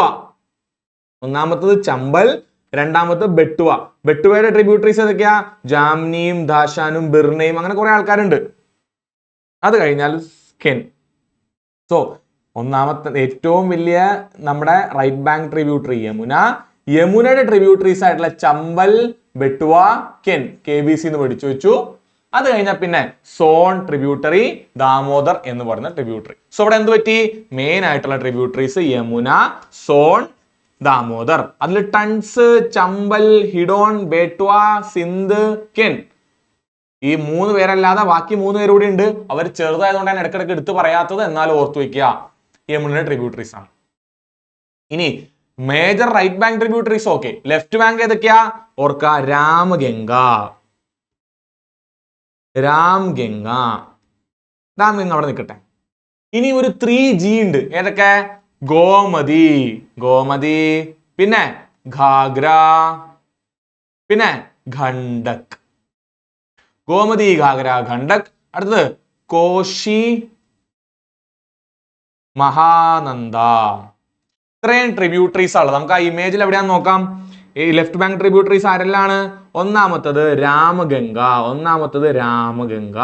രണ്ടാമത്തത് ഗോമതി, ഗോമതി. മൂന്നാമത്തത് ഘാഗ്ര, ഘാഗ്ര. ഈ ഘാഗ്രയുടെ ട്രിബ്യൂട്ടറി ആണ് ആര്? ശാരദ എന്നെല്ലാം വിളിക്കുന്നത്. കാളി അല്ലെങ്കിൽ ശാരദ എന്നെല്ലാം വിളിക്കുന്ന ആരാണ്? ഘാഗ്രയുടെ ട്രിബ്യൂട്ടറിയാണ്. ഘാഗ്ര കഴിഞ്ഞാൽ ഖണ്ഡക്, ഖണ്ഡക് കഴിഞ്ഞാൽ കോശിയും മഹാനദിയുമാണ്, മഹാനന്ദയുമാണ് മെയിൻ ആയിട്ടുള്ളത്. മഹാനദി അല്ല, മഹാനന്ദ. സോ ഓർക്കുക, ഇവിടെ ഒരു 3G ഉണ്ട്, 3 ജികള്. രാംഗംഗ, കോശി. സോ രാംഗംഗ, പിന്നെ ഇവിടെ ഒരു 3G ഉണ്ട്, പിന്നെ Koshy, Mahanandi. Okay, so basic ആയിട്ട് പറയുകയാണെങ്കിൽ, വളരെ ബേസിക് ആയിട്ട് പറയുകയാണെന്നുണ്ടെങ്കിൽ ഗംഗയുടെ ട്രിബ്യൂട്ടറീസ് ആരൊക്കെയാ? യമുന, സോൺ, അതുപോലെ Damodar. Left bank tributaries Yashoda എന്ന് ഓർത്തു വെച്ചു. ഇനി റൈറ്റ് ബാങ്ക് ട്രിബ്യൂട്ടറീസ് ആരൊക്കെയാ? അല്ലെ, ലെഫ്റ്റ് ബാങ്ക് ട്രിബ്യൂട്ടറീസ് ആരൊക്കെയാ? റൈറ്റ് ആണ് യശോദ. റൈറ്റ് സൈഡിലുള്ളത് യശോദ, സോൺ, താഴെ ദാമോദർ. ലെഫ്റ്റിലുള്ളത് രാംഗംഗ, ഗോമതി, ഘാഗ്ര, ഖണ്ഡക്, പിന്നെ താഴോട്ട് വന്ന് പറയുന്നു കോശി, മഹാനന്ദ. ഇത്രയാണ്. ഈ ഒരു രീതിയിൽ മനസ്സിലാക്കി ഇമേജ് വെച്ച് പഠിച്ചു കഴിഞ്ഞാൽ വലിയ ബുദ്ധിമുട്ട് വരാൻ സാധ്യതയില്ല. സോ ഋഷികേശ്, ഹരിദ്വാർ, കാൺപൂർ, പ്രയാഗ്രാജ്. പ്രയാഗ്രാജിന്റെ പഴയ പേരെന്താ? അലഹബാദ്. ഇപ്പൊ പേര് മാറ്റി പ്രയാഗ്രാജ് എന്നാക്കി. കാര്യം 3 നദികൾ കൂടിച്ചേർന്ന സ്ഥലമാണ് അതൊക്കെ. ഏതൊക്കെയാ 3 നദികള്? ഒന്ന് യമുന, 2 ഗംഗ, മൂന്നാമത്തെ നദി ഏതാ? യമുന, ഗംഗ, പിന്നെ ഒരാൾ കൂടി ഉണ്ട്, സരസ്വതി. മിത്തിക്കൽ റിവർ ആയിട്ടുള്ള, ഇപ്പൊ അവിടെ ഇല്ല, മിത്തിക്കൽ റിവർ ആയിട്ടുള്ള സരസ്വതി. പിന്നെ വാരണാസി, പാട്ന, ഭഗൽപൂർ, ഇതെല്ലാം ഗംഗയുടെ തീരത്തുള്ള സിറ്റീസ് ആണ്. ഇങ്ങനെ കോംപ്രിഹെൻസീവ് ആയിട്ട്, ഹോളിസ്റ്റിക് ആയിട്ടാണ് നിങ്ങൾ പഠിക്കാൻ. ഓക്കെ, സോ എന്തായാലും യശോദ മനസ്സിലിരിക്കട്ടെ. അതുപോലെ രാംഗംഗ, 3G, കോശി, മഹാനന്ദ, ഇത് മനസ്സിലിരിക്കട്ടെ. ഇത്രയാണ് ഗംഗയുടെ ട്രിബ്യൂട്ടറീസ്. ഞാനൊക്കെ പഠിക്കുമ്പോൾ എന്ത് ബുദ്ധിമുട്ടാന്ന് മനസ്സിൽ വിചാരിച്ചിട്ടുണ്ട്. പക്ഷെ ഇങ്ങനെ കട്ട് ചെയ്ത് പഠിച്ചാൽ നല്ല എളുപ്പമാണ്. യമുനയ്ക്ക് കോൺ ബനേഗ കരോഡ്പതി. ഏതൊക്കെ? ചമ്പല്, ബെട്ടുവ, കെൻ. അതിന്റെ ഇപ്പുറം തന്നെ തൊട്ട് കൗൻ ബനേഗാ കരോഡ്പതി കഴിഞ്ഞു, തൊട്ട് മുമ്പില് ആര് വന്നു? യശോദ വന്നു. യശോദയുടെ ഓപ്പോസിറ്റ് രാംഗംഗ, 3G, കോശി, മഹാനന്ദ. കഴിഞ്ഞു പരിപാടി. ആ ഏരിയയിലുള്ള എല്ലാ നദികളും മനസ്സിലിരുന്നു. ഓക്കെ അല്ലേ? ഓക്കെ. സോ ഇതാണ് ഗംഗയുടെ ട്രിബ്യൂട്ടറീസ്. നമുക്ക് നോക്കാം ട്രിബ്യൂട്ടറി ഓഫ് ഗംഗ അല്ലാത്ത ഏതാ? സോ ബിയാസ് നമ്മൾ അറിയാം. ബിയാസ് ഏതിൽ പെട്ടതാണ്? ബിയാസ് നമ്മുടെ ചെനാബ്, രവി, പിന്നെ ജലം, സത്ലജ് ഇതിൽപ്പെട്ട ഇൻഡസിന്റെ ട്രിബ്യൂട്ടറീസിൽ പെട്ട ആളാണ് ബിയാസ്. പോട്ടെ. ഗണ്ഡക് എന്ന് പറയുന്നത് ഗംഗയുടെയാണ്. നമ്മുടെ 3G എന്ന് പറഞ്ഞതിൽ പെട്ടതാണ്, ഗംഗയുടെയാണ്. തുംഗഭദ്ര എന്ന് പറയുന്നത് കൃഷ്ണയുടെ ട്രിബ്യൂട്ടറി ആണ്. മാനസ് ബ്രഹ്മപുത്രയുടെ ട്രിബ്യൂട്ടറി ആണ്. ആസാമിലാണ്. ആസാമിലുള്ള മാനസ് എന്ന് പറയുന്ന നാഷണൽ പാർക്ക് ഒക്കെ നമുക്കുണ്ട്. ഓക്കെ, കണ്ടോ? ഇവിടെ കണ്ടില്ലേ നമുക്ക് ചമ്പൽ. പിന്നെ ചമ്പൽ കഴിഞ്ഞു കഴിഞ്ഞാൽ ഒരു ചെറിയ നദി ഉണ്ട് കേട്ടോ, സിന്ധ്. പറ്റുന്നവർ ഓർത്ത് വയ്ക്കുക. പിന്നെ ഇവിടെ ബെട്ടുവ, ബെട്ടുവയുടെ തീരത്താണ് ഝാൻസി റാണിയൊക്കെ ഉള്ളത്. ഇവിടെ കോശി എന്ന് പറയുന്ന നദി. ഓക്കെ, ഇത് യമുന. യമുനയുടെ തീരത്ത് ന്യൂഡൽഹി ഉണ്ട്, അതുപോലെ ആഗ്രയുണ്ട്, അതുപോലെ അലഹബാദ് ഉണ്ട്. ഓക്കെ, മുന്നോട്ട് പോവാം. Which of the following rivers is not a tributary of Ganga but flows into Bay of Bengal? ഇവിടെ നമ്മൾ രണ്ട് ഇൻഫോർമേഷൻ ഉണ്ട്. ഒന്നാമത്തെ കാര്യം ഗംഗയുടെ ട്രിബ്യൂട്ടറി അല്ല, ഗംഗയുടെ ട്രിബ്യൂട്ടറി അല്ല. രണ്ട് ഇൻഫോ ഉണ്ട്. ഒന്ന് ഗംഗയുടെ ട്രിബ്യൂട്ടറി അല്ല. രണ്ടാമത്തത് but flows into bay of Bengal. Bay of ബംഗാളിൽ പോയി അവസാനിക്കുന്നുണ്ട് താനും. ഗംഗയുടെ ട്രിബ്യൂട്ടറി അല്ല, ബേ ഓഫ് ബംഗാളിൽ പോയി അവസാനിക്കുന്നുണ്ട് താനും. ഇതിൽ എളുപ്പം ഏതാ? ഗംഗയുടെ ട്രിബ്യൂട്ടറി കാണാപ്പണം പിടിക്കാനുള്ള പാടാണ്. ഇതിൽ ബേ ഓഫ് ബംഗാളിൽ പോയി അവസാനിക്കാത്ത, അറേബ്യൻ സീയിൽ അവസാനിക്കുന്ന ആരെങ്കിലും ഉണ്ടോ നോക്കാം. ഗോമതി എന്ന് പറയുന്ന ആൾ എവിടെ പോയി അവസാനിക്കുന്നു? വലിയ പിടിയൊന്നുമില്ല. ഘാഗ്ര എവിടെ പോയി അവസാനിക്കുന്നു? അതും വലിയ പിടിയൊന്നുമില്ല. കോശി എവിടെ പോയി അവസാനിക്കുന്നു? അതും അറിയില്ല. ആ സമയത്ത് മഹാനദി എന്ന് പറയുന്ന സാധനം എവിടെ പോയി അവസാനിക്കുന്നത്? നമ്മുടെ ആ ഒരു ഇമേജ് എടുത്ത് നോക്ക്, നമ്മുടെ ഈ മാപ്പ് എടുത്ത് നോക്ക്. കണ്ടോ? മഹാനദി എന്ന് പറയുന്ന നദി അവസാനിക്കുന്നു ബേ ഓഫ് ബംഗാളില്. ഗോദാവരി എന്ന് പറയുന്ന അവസാനിപ്പിക്കുന്നു ബേ ഓഫ് ബംഗാളില്. അതുപോലെ കൃഷ്ണ നദി അവസാനിക്കുന്നു ബേ ഓഫ് ബംഗാളില്. കാവേരി അവസാനിക്കുന്നു ബേ ഓഫ് ബംഗാളില്. ഓക്കെ, പെനിൻസുലാർ റിവേഴ്സിൽ മേജർ ആയിട്ടുള്ള 4 റിവേഴ്സ് ബേ ഓഫ് ബംഗാളിൽ അവസാനിക്കുന്നത്. ഇനി അറേബ്യൻ സീൽ അവസാനിക്കുന്ന ആരാ? നർമ്മദ അറേബ്യൻ സീലാണ്, താപ്പി അറേബ്യൻ സീലാണ്. ഓക്കെ, പിന്നെ ഇവിടെ ഇവിടെ ചെറിയ നമ്മുടെ സ്വന്തം നദിയായിട്ടുള്ള ഇതുണ്ട്, പെരിയാറുണ്ട് അറേബ്യൻ സീൽ. സോ അറേബ്യൻ സീൽ അവസാനിക്കുന്ന മേജർ 2 നദികൾ നർമ്മദയും താപ്പിയാണ്.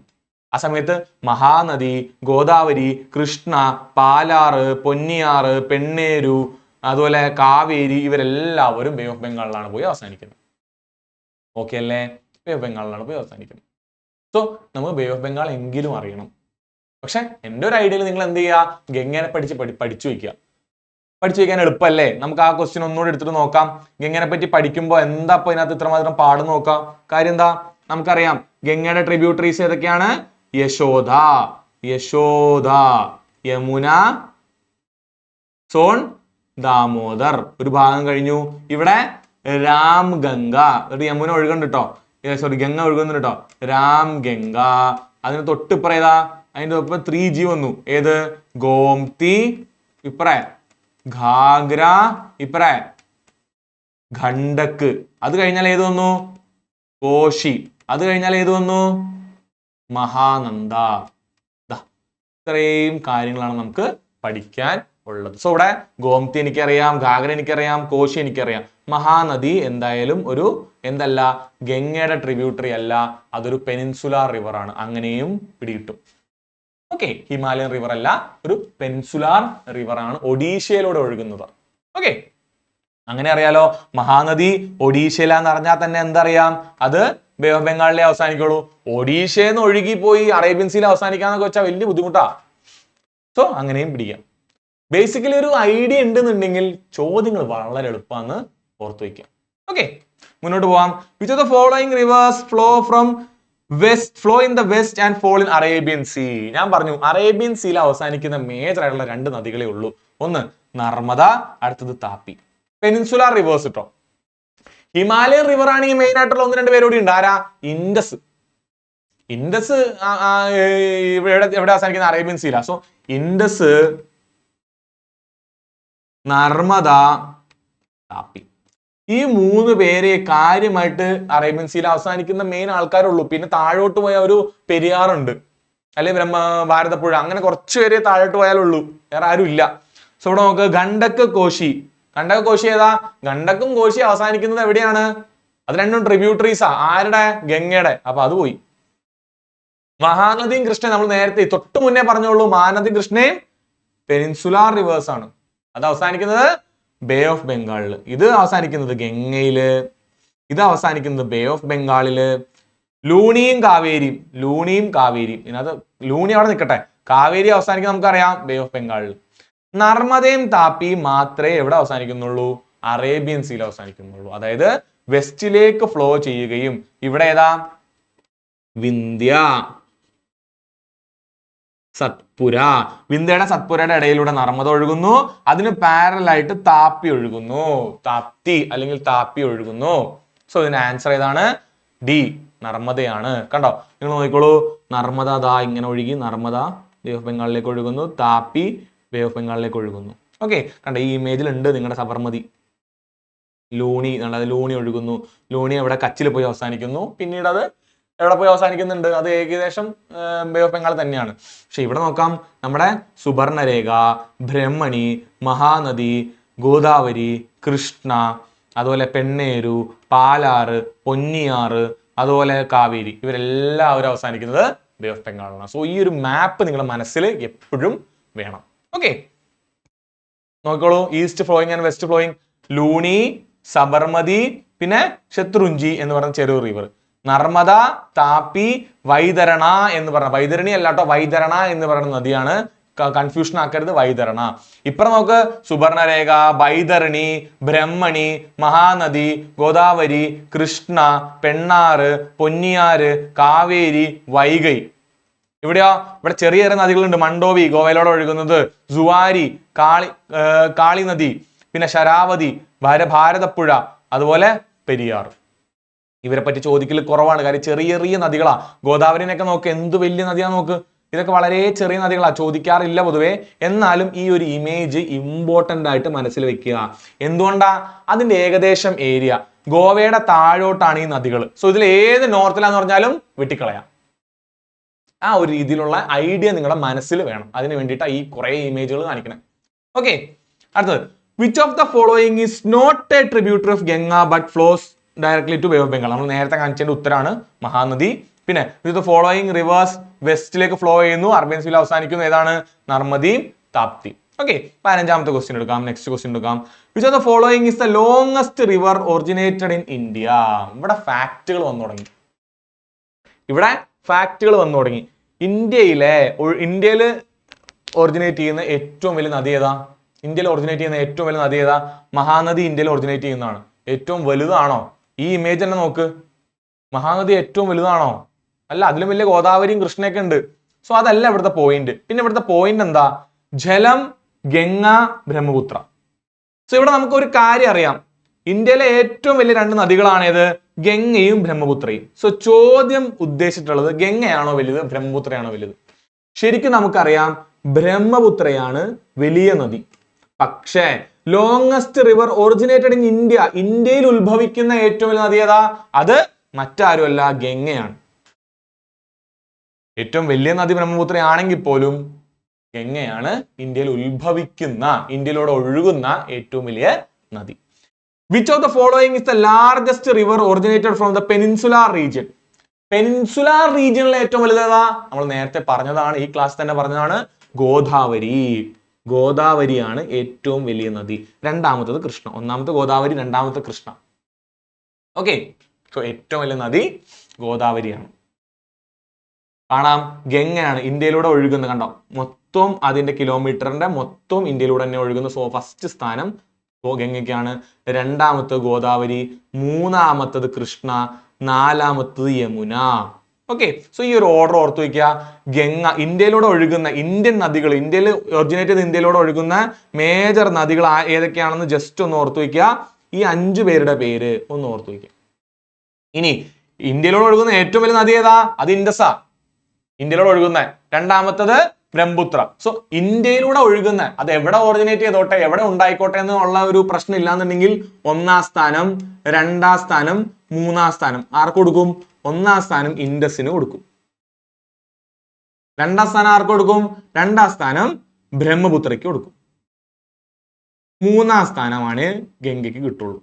അങ്ങനെയാണെങ്കിൽ ആ സമയത്ത് ഇന്ത്യയിലൂടെ മാത്രം ഒഴുകുന്നതാണെങ്കിലോ, അല്ലെങ്കിൽ ഇന്ത്യയിൽ ഒറിജിനേറ്റ് ചെയ്ത് ഇന്ത്യയിലൂടെ ഒഴുകുന്നതാണെങ്കിലോ 1ാം സ്ഥാനം ഗംഗ, 2ാം സ്ഥാനം ഗോദാവരി, കൃഷ്ണ, യമുന, നർമ്മദ. ഓക്കെ അല്ലേ? ഈ രീതിയിൽ നമ്മൾ അറിഞ്ഞിരുന്നാലല്ലേ നമുക്ക് ഈ ക്വസ്റ്റ്യൻ ആൻസർ ചെയ്യാൻ പറ്റുള്ളൂ. ഓക്കെ, ഗംഗ, ഗോദാവരി, കൃഷ്ണ, യമുന, നർമ്മദ. ഈ ഒരു രീതിയിലും നമ്മൾ മനസ്സിലാക്കി വെക്കുക. ഓക്കെ അല്ലേ? ഓക്കെ, സോ അടുത്ത question, which of the following reverse makes an estuary? Estuary എന്ന് പറയുന്ന ഒരു സംഭവം നമ്മളത് ഫിസിക്കൽ ജോഗ്രഫിയിലും അല്ലെങ്കിൽ ഇന്ത്യൻ ജോഗ്രഫിയിലൊക്കെ കണ്ട ഒരു സംഭവമാണ്. എന്താണ് എസ്റ്റുറി എന്ന് മനസ്സിലാക്കുക. ഇന്ത്യയിലെ ഏതൊക്കെ നദികളാണ് എസ്റ്റുറി ഉണ്ടാക്കുന്നത് എന്ന് മനസ്സിലാക്കുക. ബേസിക്കലി എസ്റ്റുറി എന്ന് പറഞ്ഞാൽ കാര്യമായിട്ടൊന്നുമില്ല, കടലും അതുപോലെ തന്നെ നമ്മുടെ നദിയും കൂട്ടിമുട്ടുന്ന സ്ഥലം, നമ്മളിവിടെ പൊഴി എന്നൊക്കെ പറയും. ഓക്കെ, സോ ഈ ബേസിക്കലി സീയോട് റിവർ കൂട്ടിമുട്ടുന്ന സ്ഥലമാണ് എസ്റ്റുറി എന്ന് പറയുന്നത്. അത്രേ ഉള്ളൂ. എസ്റ്റുറിക്ക് വേറൊരു വകഭേദമാണ്, അല്ലെ എസ്റ്റുറിയുടെ ഒരു രൂപമാറ്റമാണ് ഏതാ? ഡെൽറ്റ എന്ന് പറയുന്നത്. നിങ്ങൾ കേട്ടിട്ടുണ്ടാവും delta. Okay, Mahanadi delta, Krishna Godavari delta, Kaveri delta, അല്ലെങ്കിൽ നിങ്ങൾ കേട്ടിട്ടുണ്ടാവും ഏതാ? ബ്രഹ്മപുത്ര ഗംഗയുടെ ഗാഞ്ചറ്റിക് ഡെൽറ്റ ഒക്കെ കേട്ടിട്ടുണ്ടാവും. ഡെൽറ്റ എന്ന് പറയുമ്പോഴും എസ്റ്റുറി എന്ന് പറയുമ്പോഴുള്ള മേജർ വ്യത്യാസം എന്താ?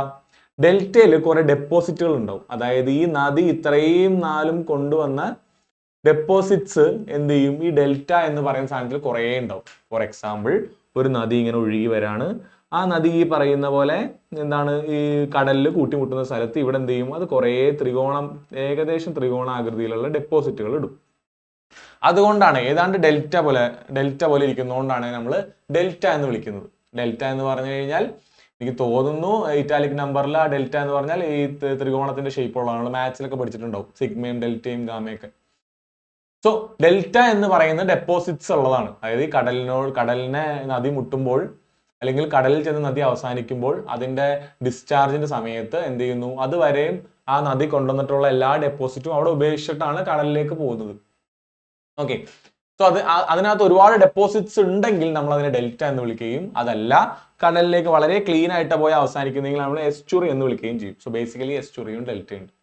ഇന്ത്യയുടെ സിനാരിയോയിൽ അത് ഞാൻ ഇത്ര നേരം പറഞ്ഞത് ഫിസിക്കൽ ജോഗ്രഫിയാണ്. എന്താണ് ഡെൽറ്റ, എന്താണ് എസ്റ്റുറി എന്നുള്ളതിന്റെ തിയറിയാണ് പറഞ്ഞത്.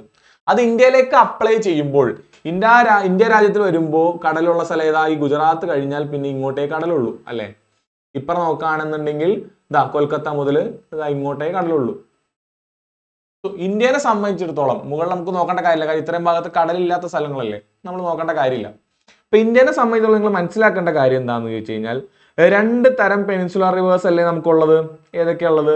ഒന്ന് വെസ്റ്റ് ഫ്ലോയിങ് ആയിട്ടുള്ള നർമ്മദ, താപ്പി പോലുള്ള റിവേഴ്സ്, പിന്നെ താഴോട്ട് കുറച്ച് ചെറിയ റിവേഴ്സ് ഉണ്ട്. അതല്ലാതെ ഇവിടെ മുകളിലുള്ള മഹാനദി, അതുപോലെ ഗോദാവരി, അതുപോലെ പിന്നുള്ളത് കൃഷ്ണ, കാവേരി, അങ്ങനെയുള്ള നദികൾ. മനസ്സിലാക്കേണ്ട കാര്യങ്ങൾ എന്താണെന്ന് വെച്ച് കഴിഞ്ഞാൽ, ഈ വെസ്റ്റിലെ ഫ്ലോയിങ് റിവേഴ്സും ഈസ്റ്റിലെ ഫ്ലോയിങ് റിവേഴ്സും വെച്ച് നോക്കുമ്പോൾ ഈസ്റ്റ് ഫ്ലോയിങ് റിവേഴ്സ് ആണ് പൊതുവേ ഡെൽറ്റ ഉണ്ടാക്കുക. ഈസ്റ്റ് ഫ്ലോയിങ് റിവേഴ്സ് ആണ് പൊതുവെ ഡെൽറ്റ ഉണ്ടാക്കുക.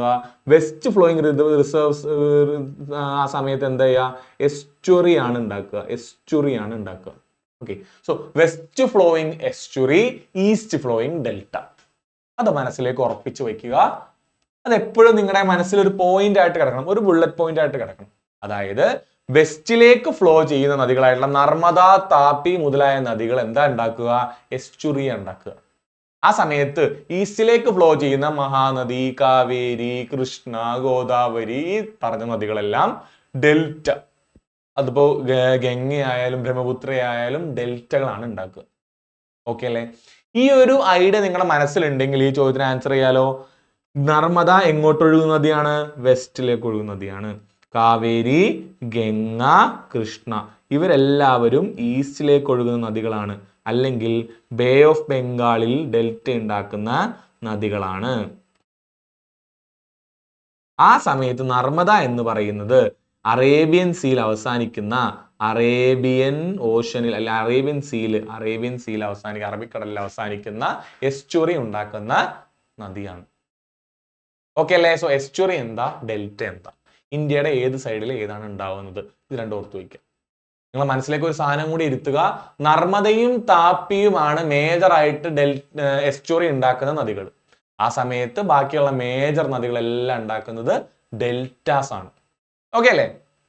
സോ ഡെൽറ്റ എന്താണെന്ന് മനസ്സിലാക്കുക, എസ്റ്റുറി എന്താണെന്ന് മനസ്സിലാക്കുക. കണ്ടോ, ഇൻഡസ് സറ്റ്ലജ് ഡെൽറ്റ, അതായത് ഇൻഡസിന്റെ ഡെൽറ്റ. സുന്ദർബൻസ് എന്ന് വിളിക്കുന്ന ഡെൽറ്റ ആരുടെയാണ്? ബ്രഹ്മപുത്രയുടെയും പിന്നെ ഗാൻജറ്റിക് ഗംഗയുടെയും ഡെൽറ്റയാണ് സുന്ദർബൻസ്. പിന്നെ Mahanadi delta, Godavari delta, Krishna delta, Kaveri delta. ആ സമയത്ത് ഈ ഒഴുകുന്ന നർമ്മദയും ഈ ഒഴുകുന്ന താപ്പിയും ഉണ്ടാക്കുന്നത് എന്ത് തരം ഡെൽറ്റ അല്ലാതെ പിന്നെ എന്ത് തരം പ്രതിഭാസം അവിടെ ഉണ്ടാവുന്നത്? അതുണ്ടാവുന്നത് എസ്റ്റുറിയാണ്. ഏതാണ്? എസ്റ്ററി എന്ന് പറയുന്ന സാധനമാണ് ഉണ്ടാവുന്നത്. എസ്റ്ററിയും ഡെൽറ്റയും തമ്മിലുള്ള വ്യത്യാസം മനസ്സിലായില്ലേ? കണ്ടോ, ഇവിടെ ഇപ്പോൾ സബർമതി ആണെങ്കിലും മാഹി ആണെങ്കിലും അതുപോലെ നർമ്മദയാണെങ്കിലും അതുപോലെ താപ്പി ആണെങ്കിലും പിന്നെ ഇവിടെയുള്ള ചെറിയ നദികളാണെങ്കിലും ഇവരെല്ലാം ഉണ്ടാക്കുന്നത്, ഈ ഭാഗത്തുള്ളവർ ഉണ്ടാക്കുന്നത് എസ്റ്റുറിയും. ആ സമയത്ത് കണ്ടോ ഇവിടെ ഡെൽറ്റ കണ്ടോ ഇവിടെ കുറേ ഡെപ്പോസിറ്റ്സ് വന്നിട്ടുണ്ട്. അതാണ് ഇങ്ങനെ വികൃതമായിട്ടിരിക്കുന്നത്. മൗത്ത് ഓഫ് ഗാഞ്ചസ് എന്ന് പറയുന്ന ഇതിനെ നമ്മൾ ഗാൻജറ്റിക് ഡെൽറ്റ എന്ന് വിളിക്കുന്നു. ഗാൻജറ്റിക് ഡെൽറ്റ അല്ലെങ്കിൽ നമ്മൾ വിളിക്കുന്ന മറ്റൊരു പേരാണ് എന്ത്? സുന്ദർബൻസ്. കാര്യം സുന്ദരി എന്ന് വിളിക്കുന്ന വനം കുറേ മരങ്ങളുള്ള വനമാണ്. സുന്ദരി എന്ന് വിളിക്കുന്ന മാംഗ്രോവ്, കണ്ടൽ കാടുകൾ, മാംഗ്രൂവ്സ് ഉള്ള വനമാണ് ഏത്? സുന്ദർബൻസ് എന്ന് വിളിക്കുന്ന ഗാൻജറ്റിക് ഡെൽറ്റ. ഏതൊക്കെ നദികളാ? ബ്രഹ്മപുത്ര ഒഴുകി വന്ന് അവസാനിക്കുന്നു, ഇവിടുന്ന് ഗംഗ വന്ന് അവസാനിക്കുന്നു. ഇതും കൂടി കൂട്ടിമുട്ടി ഇവിടെ പത്മ എന്ന പേരില്, മേഘന എന്ന പേരിലൊക്കെയാണ് ഇവിടെ വന്ന് അവസാനിക്കുന്നത്. നമുക്ക് പേരുകളൊക്കെ നോക്കാം. തൊട്ട് താഴെ നമ്മൾ ഫാക്റ്റുകൾ പഠിക്കുമ്പോൾ പേരുകളെല്ലാം പഠിക്കും. ഓക്കെ അല്ലേ? സോ ഡെൽറ്റ മനസ്സിലാക്കുക, എസ്റ്റുറി മനസ്സിലാക്കുക. ഒരൊറ്റ കാര്യം ഓർക്കുക, വെസ്റ്റ് ഈസ്റ്റ് തമ്മിലുള്ള വ്യത്യാസം ഓർത്ത് വയ്ക്കുക. ഓക്കെ, പിന്നെ എസ്റ്റുറി എന്താ, ഡെൽറ്റ എന്താ. കണ്ടോ, ഇവിടെ ഡെപ്പോസിറ്റ്സ് ഇല്ലാത്ത ഈ ഒരു പ്രതിഭാസത്തെ നമ്മൾ എസ്റ്റുറി എന്ന് വിളിക്കുന്നു. ഓക്കെ, ഈ ഡെൽറ്റ പോലെ ഇവിടെ ക്രിയേറ്റ് ചെയ്യപ്പെടുന്നതിന് നമ്മൾ, അല്ലെങ്കിൽ ഡെപ്പോസിറ്റ്സ് ക്രിയേറ്റ് ചെയ്യപ്പെടുന്നത് ഡെപ്പോസിറ്റ്സ് ഡെൽറ്റ, ഡി എന്ന് ഓർത്ത് വയ്ക്കുക. ഓക്കെ അല്ലേ? മുന്നോട്ട് പോവാം. സോ എസ്റ്റുറി ഉണ്ടാക്കുന്നത് ആരാ? നർമ്മദയാണ്. കാവേരിക്ക് കാവേരി ഡെൽറ്റ ഉണ്ട്, ഗംഗയ്ക്ക് സുന്ദർബൻസ് ഉണ്ട്, കൃഷ്ണയ്ക്ക് കൃഷ്ണ ഗോദാവരി ഡെൽറ്റ. കാര്യം കൃഷ്ണയും ഗോദാവരിയും അടുത്തടുത്താണ് ഏതാണ്ട് അവസാനിക്കുന്നത്. കണ്ടോ, കൃഷ്ണ ഇവിടെ, ഗോദാവരി ഇവിടെ. സോ ഈ ഒരു ഏരിയ നമ്മൾ KG ബേസിൻ എന്ന് വിളിക്കും, അല്ലെങ്കിൽ കൃഷ്ണ ഗോദാവരി ഡെൽറ്റ എന്ന് വിളിക്കും. Okay, Krishna Godavari delta. Okay അല്ലേ? സോ ഇതിന് ആൻസർ നമുക്ക് മനസ്സിലായി, നർമ്മദ എന്ന് പറയുന്നതാണ്. ഇനി പൊതുവെ ചോദിച്ച് കാണാത്ത, അപ്പൊ UPSC ആണെങ്കിലും SSC ആണെങ്കിലും ഒന്നും ചോദിച്ച് കാണാത്തൊരു ചോദ്യമാണ് ആൻഡമാൻ നിക്കോബാറിലുള്ള നദികൾ ഏതൊക്കെ. ഈ ക്വസ്റ്റ്യൻ കണ്ടിട്ട് ആ സമയത്ത് ഇപ്പൊ 2021 ഈ ക്വസ്റ്റ്യൻ ചോദിക്കും മിക്കവാറും എല്ലാ കുട്ടികളും ഇത് സ്കിപ്പ് ചെയ്തിട്ടുണ്ടാവും. അതിനാണ് സാധ്യത. പക്ഷെ ഇങ്ങനത്തെ ക്വസ്റ്റ്യൻസ് നമുക്ക് എന്ത് ചെയ്യണം? നമ്മളിപ്പോ A to Z കാര്യങ്ങൾ ഞാൻ ആദ്യമേ പറഞ്ഞിരുന്നു, A to Z കാര്യങ്ങൾ ഇവിടെ കവർ ചെയ്യാന്നുള്ളതാണ് നമ്മൾ ഈ റിവിഷൻ കൊണ്ട് ഉദ്ദേശിക്കുന്നത്. സോ ആൻഡമാൻ നിക്കോബാർ നമ്മൾ ക്ലാസ്സിലും പറയാത്തൊരു കാര്യമാണ്. ആൻഡമാൻ നിക്കോബാർ എന്ന് പറയുന്ന ഐലൻഡ്സിലൂടെ ഒഴുകുന്ന മേജർ റിവർ ഏതാണെന്ന് നമുക്ക് പിടിക്കാം. കാൽപോങ് എന്ന് പറയുന്ന നദിയാണ്. കാൽപോങ് എന്ന് പറയുന്ന നദി എല്ലാവരും മനസ്സിലേക്ക് ഇരുത്തിക്കോളൂ. ആൻഡമാൻ നിക്കോബാർ എന്ന് പറയുന്ന ഐലൻഡ്സ്, കാൽപോങ് എന്ന നദി. This is the notable river in Andaman island. ഒരു ചോദ്യം ചോദിക്കുകയാണെങ്കിൽ ആ ചോദ്യത്തിന്റെ ഉത്തരം മോസ്റ്റ് പ്രോബബ്ലി കാൽപോങ് ആയിരിക്കും. കാര്യം എന്താ? ആൻഡമാൻ നിക്കോബാറിലെ അങ്ങനെ നമുക്ക് വിചാരിക്കാൻ പറ്റുന്ന അല്ലെങ്കിൽ ചോദ്യം ചോദിക്കാൻ പറ്റുന്ന നോട്ടബിൾ ആയിട്ടുള്ള ഒരേ ഒരു നദി കാൽപോങ് ആണ്. വേറെ ചെറിയ ചെറിയ നദികളുണ്ട്, പക്ഷെ നോട്ടബിൾ ആയിട്ടൊരു നദി. അതിന് വേറെ കാരണമുണ്ട്. ആൻഡമാനിലെ ഏറ്റവും വലിയ മലയായിട്ടുള്ള, ഏറ്റവും വലിയ മൗണ്ടൻ അല്ലെങ്കിൽ ഹില്ലായിട്ടുള്ള സാഡിൽ പീക്കിലാണ് എന്ത് ചെയ്യുന്നത്? ഈ പറയുന്ന കാൽപോങ് നദി ഉത്ഭവിക്കുന്നത്. സോ ആലോചിക്കുക, ആൻഡമാൻ നദിയിലെ ഏറ്റവും വലിയ മൗണ്ടൻ നമ്മൾ പറഞ്ഞിട്ടുണ്ട് സാഡൽ പീക്ക്. ഈ സാഡൽ പീക്കിൽ ഉത്ഭവിക്കുന്നതാണ് ആൻഡമാനിൽ നോട്ടബിൾ ആയിട്ടുള്ള ഒരു നദി കാൽപോങ് റിവർ. ഇത് ചോദിക്കാനുള്ള സാധ്യതയുണ്ട്.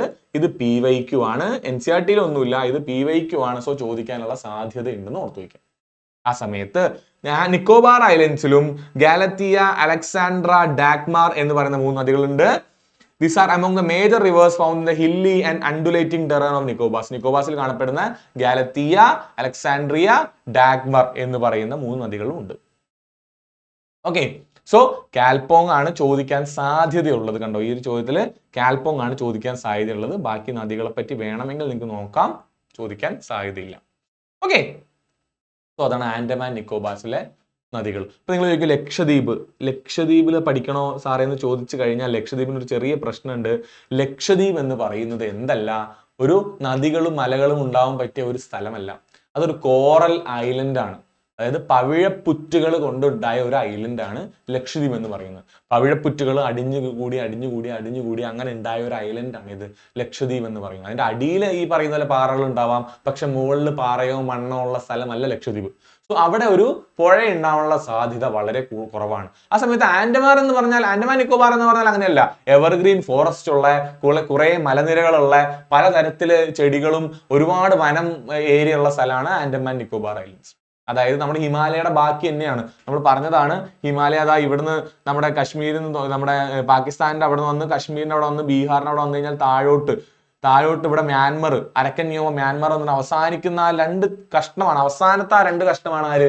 ആൻഡമാൻ നിക്കോബാർ. ആൻഡമാൻ നിക്കോബാർ എന്ന് പറഞ്ഞു കഴിഞ്ഞാൽ ഹിമാലയത്തിന്റെ ബാക്കി തന്നെയാണ്. സോ ആ സെയിം വെജിറ്റേഷനും ആ സെയിം കാര്യങ്ങളും നമുക്ക് എവിടെ കാണാൻ പറ്റും? ആൻഡമാൻ നിക്കോബാറിൽ കാണാൻ പറ്റും. ലക്ഷദ്വീപിൽ ഈ പറയുന്നൊന്നും കാണാൻ പറ്റില്ല. ലക്ഷദ്വീപ് ജസ്റ്റ് ഒരു കോറൽ ഐലൻഡ് മാത്രമാണ്.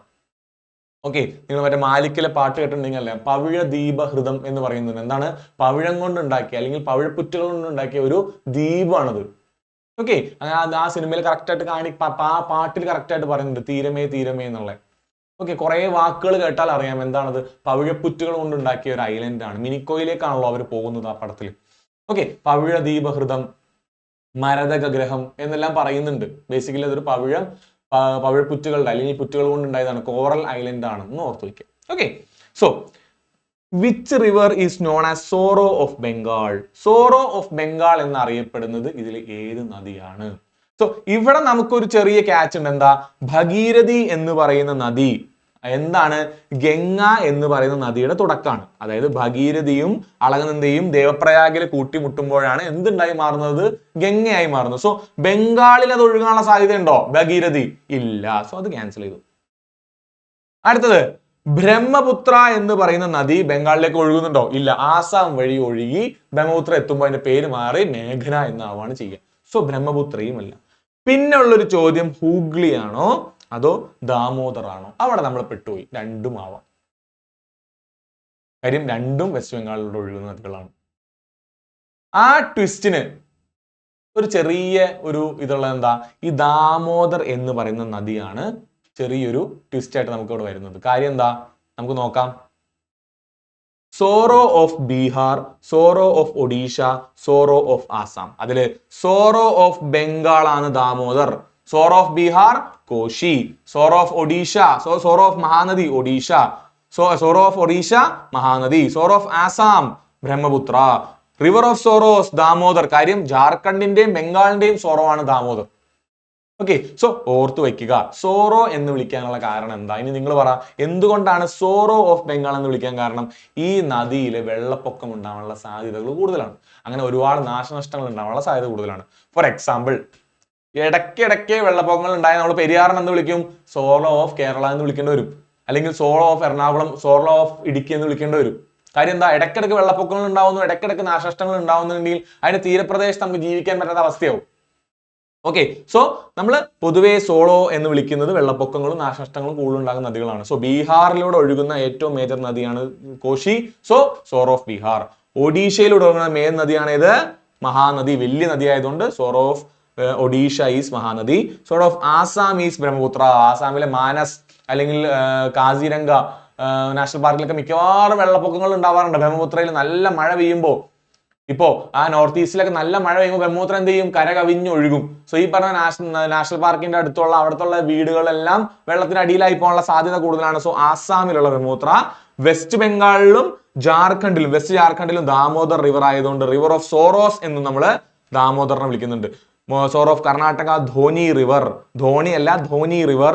അതുപോലെ മധ്യപ്രദേശിന്റെ സോൺ റിവർ, ഹിമാചലിന്റെ സ്വാൻ റിവർ. ഓക്കെ, ഈ ചില നദികളെ നമ്മൾ സോറോ എന്ന് വിളിക്കുന്നത് പോലെ തന്നെ ഇപ്പൊ ഗംഗയ്ക്കൊക്കെ വേറെ മറ്റു പേരുകളുണ്ട്. എന്താ? ഗംഗ റിവറിനെ നമ്മൾ ബംഗ്ലാദേശിൽ വിളിക്കുന്നു പത്മ റിവർ. ബ്രഹ്മപുത്ര റിവർ നമ്മൾ വിളിക്കുന്നു ജമുന റിവർ. ഗംഗയ്ക്കും ബ്രഹ്മപുത്രയും കൂടി കൂടിച്ചേർന്ന് നമ്മൾ എന്ത് വിളിക്കുന്നു? മേഘന റിവർ.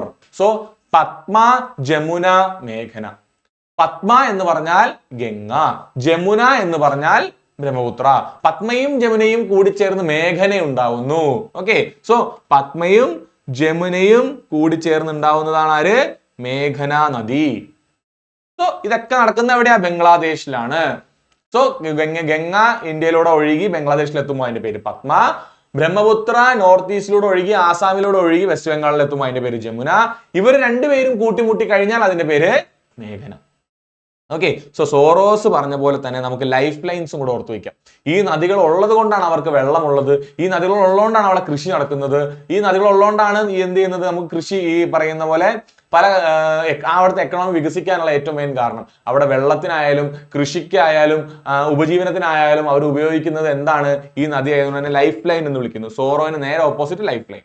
അവിടെ നമുക്ക് ഓർക്കാം, മഹാരാഷ്ട്രയിലാണ് കൊയ്ന റിവർ, മധ്യപ്രദേശിന് നർമ്മദ റിവർ, ഗോവയുടെ മണ്ഡോവി റിവർ, സിക്കിമിന്റെ തീസ്ത റിവർ, കേരളത്തിന്റെ പെരിയാർ റിവർ, കർണാടകയുടെ കാവേരി റിവർ, ഒഡീഷ ഛത്തീസ്ഗഡിന് മഹാനദി, ഹിമാചലിന് ബിയാസ്, ആന്ധ്രയ്ക്ക് ഗോദാവരി, സൗത്ത് ഇന്ത്യക്ക് മൊത്തമായിട്ട് കാവേരി. കാര്യം കർണാടകയിലൂടെയും തമിഴ്നാടിലൂടെയും കേരളത്തിലൂടെ ഒഴുകുന്ന നദിയാണ് കാവേരി. അതുകൊണ്ട് ഇനി നിങ്ങൾ ഓർക്കുക, സിറ്റി പഠിക്കുമ്പോൾ അല്ലെങ്കിൽ ഒരു നദിയുടെ സ്റ്റേറ്റ് പഠിക്കുമ്പോൾ എപ്പോഴും ഓർക്കുക ഇങ്ങനെയുള്ള ചോദ്യങ്ങൾ. ഇപ്പോൾ സോറോ ഓഫ് ഒരു സ്റ്റേറ്റ് ആണെങ്കിൽ എന്തായാലും അത് ആ സ്റ്റേറ്റിലൂടെ കടന്നു പോകുന്നുണ്ടാവും. ലൈഫ് ലൈൻ ഓഫ് ഒരു സ്റ്റേറ്റ് ആണെങ്കിൽ അതെന്താ? എന്തായാലും ആ സ്റ്റേറ്റിലൂടെ കടന്നു പോകുന്നുണ്ടാവും. ഓർക്കുക. സോ കർണാടകയിലൂടെ ഒഴുകുന്ന മെയിൻ നദിയാണ് കാവേരി, കേരളത്തിലെ പെരിയാർ, സിക്കിം ഫോർ തീസ്ത, ഗോവയില് നമ്മൾ കസിനോ എല്ലാം കണ്ടിട്ടുണ്ടാവും, ഗോവയിൽ വെള്ളത്തിൽ നിർത്തിയിട്ടേക്കുന്നത്. സോ ഗോവയിലൂടെ ഒഴുകുന്ന മെയിൻ നദി ഏതാ? മണ്ഡോവി റിവർ ആണ്. ഏതാണ്? മണ്ഡോവി റിവർ ആണ്. മധ്യപ്രദേശിന് നർമ്മദ, ഹിമാചലിന് ബിയാസ്, അതുപോലെ ആന്ധ്രയ്ക്ക് ഗോദാവരി, സൗത്ത് ഇന്ത്യക്ക് മൊത്തമായിട്ട് കാവേരി, മഹാരാഷ്ട്രയ്ക്ക് കൊയ്ന. ഓക്കെ, ഇതല്ലാതെ കുറച്ച് ചെല്ലപ്പേരുകളും ഉണ്ട്, പെറ്റ് നെയിംസും ഉണ്ട്. എന്താണ്? സിന്ധു എന്ന് വിളിക്കുന്ന നദി ആരാ? Indus river. സിന്ധു എന്ന് വിളിക്കുന്ന നദി ഇൻഡസ് റിവർ. ഡെഡ് റിവർ അല്ലെങ്കിൽ മരിച്ചുപോയ റിവർ എന്ന് വിളിക്കുന്നത് ഘാഗർ റിവറിനെയാണ്. ട്രാൻസ്പെറന്റ് റിവർ ഏതാണ്? ഉൻഗോട്ട് റിവർ ആണ്. ഓക്കെ, ഈ റിവർ എവിടെയാണെന്ന് നിങ്ങളൊന്ന് നോക്കുക, ഹോംവർക്ക് ആയിട്ട് കണക്കൂട്ടുക, ഇപ്പൊ തന്നെ ഫോൺ എടുക്കുക, ഈ റിവർ എവിടെയാണെന്ന് നോക്കുക. Transparent river. അപ്പൊ നിങ്ങൾക്ക് ഓർമ്മ വരും, ഓ ഈ റിവർ ആണോ അത്, ഞാൻ പലയിടത്തും കണ്ടിട്ടുണ്ടല്ലോ എന്ന് ഓർമ്മ വരും. റെഡ് റിവർ എന്ന് വിളിക്കുന്നു ബ്രഹ്മപുത്രയ്ക്ക്. യർലങ് സാങ്പോ എന്ന് ടിബറ്റിൽ വിളിക്കുന്ന ആര്യ? ബ്രഹ്മപുത്രനെയാണ്. ദിഹാങ് എന്ന് ബ്രഹ്മപുത്രനെ അരുണാചൽ പ്രദേശിൽ വിളിക്കുന്നു. ഡിലാവ് അല്ലെങ്കിൽ ലൂയിത്ത് എന്ന് ബ്രഹ്മപുത്രനെ ആസാമിൽ വിളിക്കുന്നു. സോ ബ്രഹ്മപുത്രയ്ക്ക് 3 പേരുകളാണ് മേജർ ആയിട്ടുള്ളത്. ടിബറ്റിൽ യർലങ് സാംപോ, അരുണാചൽ പ്രദേശിൽ ദിഹാങ്, ആസാമിൽ ദിലാവ് അല്ലെങ്കിൽ ലൂയിത്ത് എന്ന് വിളിക്കുന്നത്. ഈ 3ഉം ഒരാൾ തന്നെയാണ്. ആര്? ബ്രഹ്മപുത്ര. കാളി അല്ലെങ്കിൽ മഹാകാളി എന്ന് വിളിക്കുന്നത് ശാരദാ റിവറിനെയാണ്. ശാരദാ റിവർ ആരാണ്? ഗംഗയുടെ ട്രിബ്യൂട്ടറി ആണ്. ഗംഗയുടെ തന്നെ ട്രിബ്യൂട്ടറികളിൽ ഒന്നാണ് ശാരദ എന്ന് പറയുന്നത്. ഓക്കെ, ആ ഇമേജ് ഒന്നുകൂടെ പോയിട്ട് ബാക്ക് അടിച്ച് പോയി നോക്കിയാൽ ഇമേജിൽ ശാരദ വരുന്നത് നിങ്ങൾക്ക് കാണാം, ഗംഗയുടെ ട്രിബ്യൂട്ടറീസ് ഞാൻ പഠിപ്പിച്ച ഇമേജിൽ. ഓക്കെ, വൃദ്ധഗംഗ എന്ന് വിളിക്കുന്ന ആരാ? ഗോദാവരി, വൃദ്ധയായ ഗംഗ. ദക്ഷിൺ ഗംഗ എന്ന് വിളിക്കുന്ന ആരാ? അതും ഗോദാവരിനെയാണ്. Ganges of the south India. South ഇന്ത്യയിലുള്ള ഗംഗ ഏതാണ്? ഞാൻ പറഞ്ഞു, സൗത്ത് ഇന്ത്യയിലെ തമിഴ്നാടിനെയും കർണാടകയെയും കേരളത്തിലൂടെ ഒഴുകുന്ന കാവേരിയാണ് ഗാഞ്ചസ് ഓഫ് സൗത്ത് ഇന്ത്യ. അർദ്ധഗംഗ എന്നും ഈ വൃദ്ധഗംഗയും ദക്ഷിൺ ഗംഗയും ഗോദാവരി ആണെങ്കിൽ അർദ്ധഗംഗ എന്ന് വിളിക്കുന്ന ആര്യ? കാവേരിനെയാണ്. ലവണാവരി. ലവണം എന്ന് പറഞ്ഞാൽ എന്താ? ഉപ്പാണ്. സോ സോൾട്ട് റിവർ എന്ന് വിളിക്കുന്നത് ലൂണിനെയാ. കാരണം എന്താ? അത് റാൻ ഓഫ് കച്ചിലൂടെയും രാജസ്ഥാൻ, നമ്മുടെ റാൻ ഓഫ് കച്ച് എന്ന് പറയുന്ന രാജസ്ഥാനിലെ ഉപ്പും കൂടിയ സ്ഥലമാണ് റാൻ ഓഫ് കച്ച്. അത് റാൻ ഓഫ് കച്ചിലൂടെയും താർ മരുഭൂമിയിലൂടെയും ഒഴുകുന്നത് കൊണ്ട്, ഓക്കെ, താർ മരുഭൂമിയിലൂടെയും റാൻ ഓഫ് കച്ചിലൂടെ ഒഴുകുന്നത് കൊണ്ട് തന്നെ ലവണവാരി എന്നും വിളിക്കുന്നു. അതുപോലെ daughter of sun. Okay, daughter of sun എന്ന് വിളിക്കുന്ന ആരെയാണ്? യമുന റിവറിനെയാണ്. സോ നമുക്ക് മേജർ ആയിട്ട് ഇതിനകത്ത് അറിഞ്ഞിരിക്കുന്നത് എന്താ? സിന്ധു ഓർത്തു വയ്ക്കുക, ബ്രഹ്മപുത്രയുടെ 3 പേരുകൾ ഓർത്തു വയ്ക്കുക, വൃദ്ധഗംഗ, ദക്ഷിൺ ഗംഗ, അർദ്ധഗംഗ. മാറിപ്പോരുത്. വൃദ്ധഗംഗയും ദക്ഷിൺ ഗംഗയും ആരാണ്?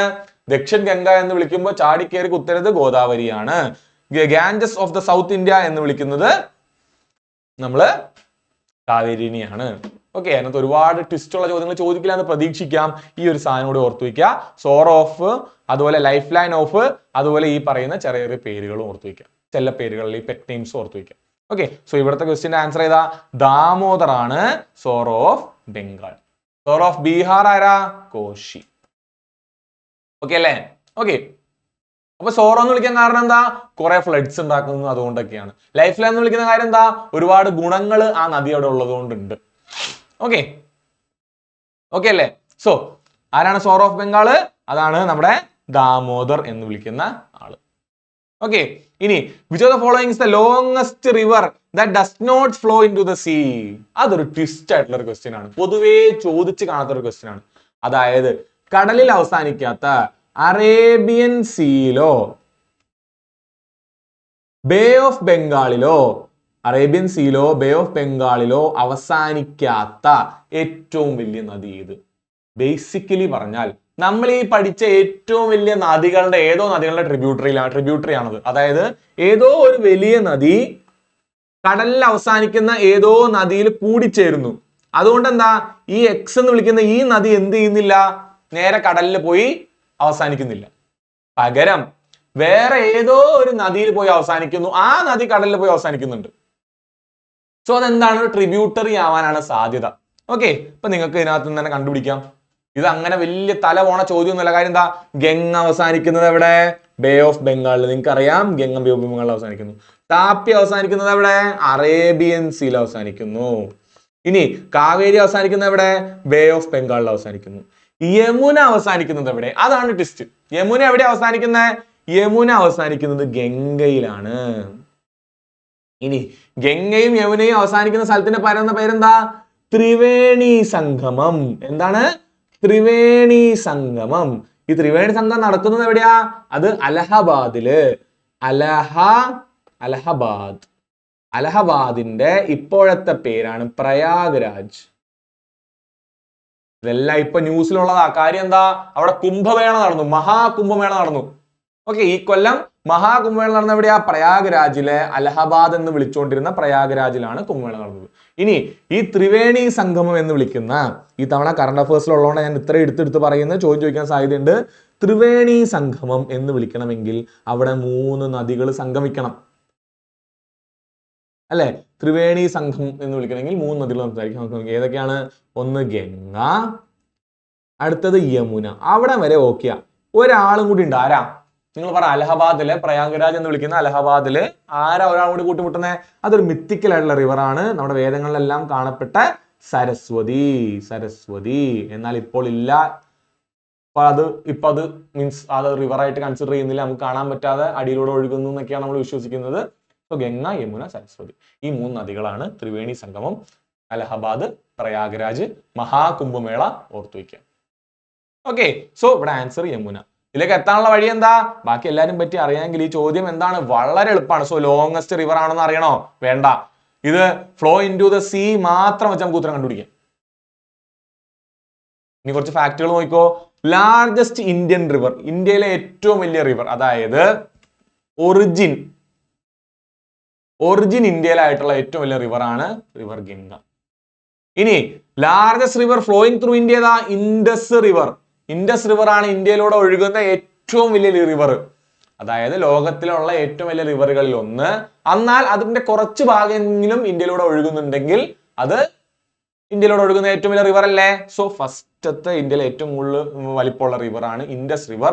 3000 മുകളില് കിലോമീറ്റർ എന്തുണ്ട് ഇതിന് ലെങ്ത് ഉണ്ട്. അടുത്ത് ലാർജസ്റ്റ് റിവർ ഫ്ലോയിങ് ത്രൂ ഇന്ത്യയിലൂടെ ഒഴുകുന്ന ഏറ്റവും രണ്ടാമത്തെ വലിയ റിവർ ആണ് Brahmaputra. Largest peninsular river in India Godavari.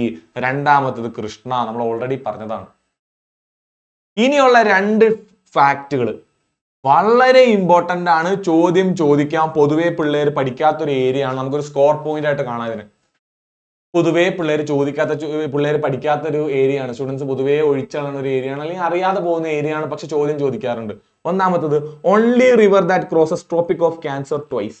Tropic of cancer എന്ന് പറയുന്ന 23.5 ഡിഗ്രി നോർത്ത്, 23.5 ഡിഗ്രി നോർത്തിലൂടെ കടന്നു പോകുന്ന ഒരാളാണ് ആര്? Tropic of cancer. ഇന്ത്യയിലൂടെ കടന്നു പോകുന്നുണ്ട്. ഏതൊക്കെ സംസ്ഥാനങ്ങളിലൂടെ കടന്നു പോകുന്നത്? നമ്മളൊരു കോഡ് ഇട്ട് പഠിച്ചതാണ്. ഏതാണ്? രഘു മ ച ജ പ മി 3. ഏതാണ്? രാജസ്ഥാൻ, ഗുജറാത്ത്, മധ്യപ്രദേശ്, ഛത്തീസ്ഗഡ്, ജാർഖണ്ഡ്, പശ്ചിമ ബംഗാൾ, മിസോറാം, ത്രിപുര. ഇത്രയും രാജ്യങ്ങളിലൂടെ കടന്നു പോകുന്ന ഒരു സ്റ്റാൻഡേർഡ് ലൈനാണ് ഏത്? Tropic of cancer 23.5 degree north.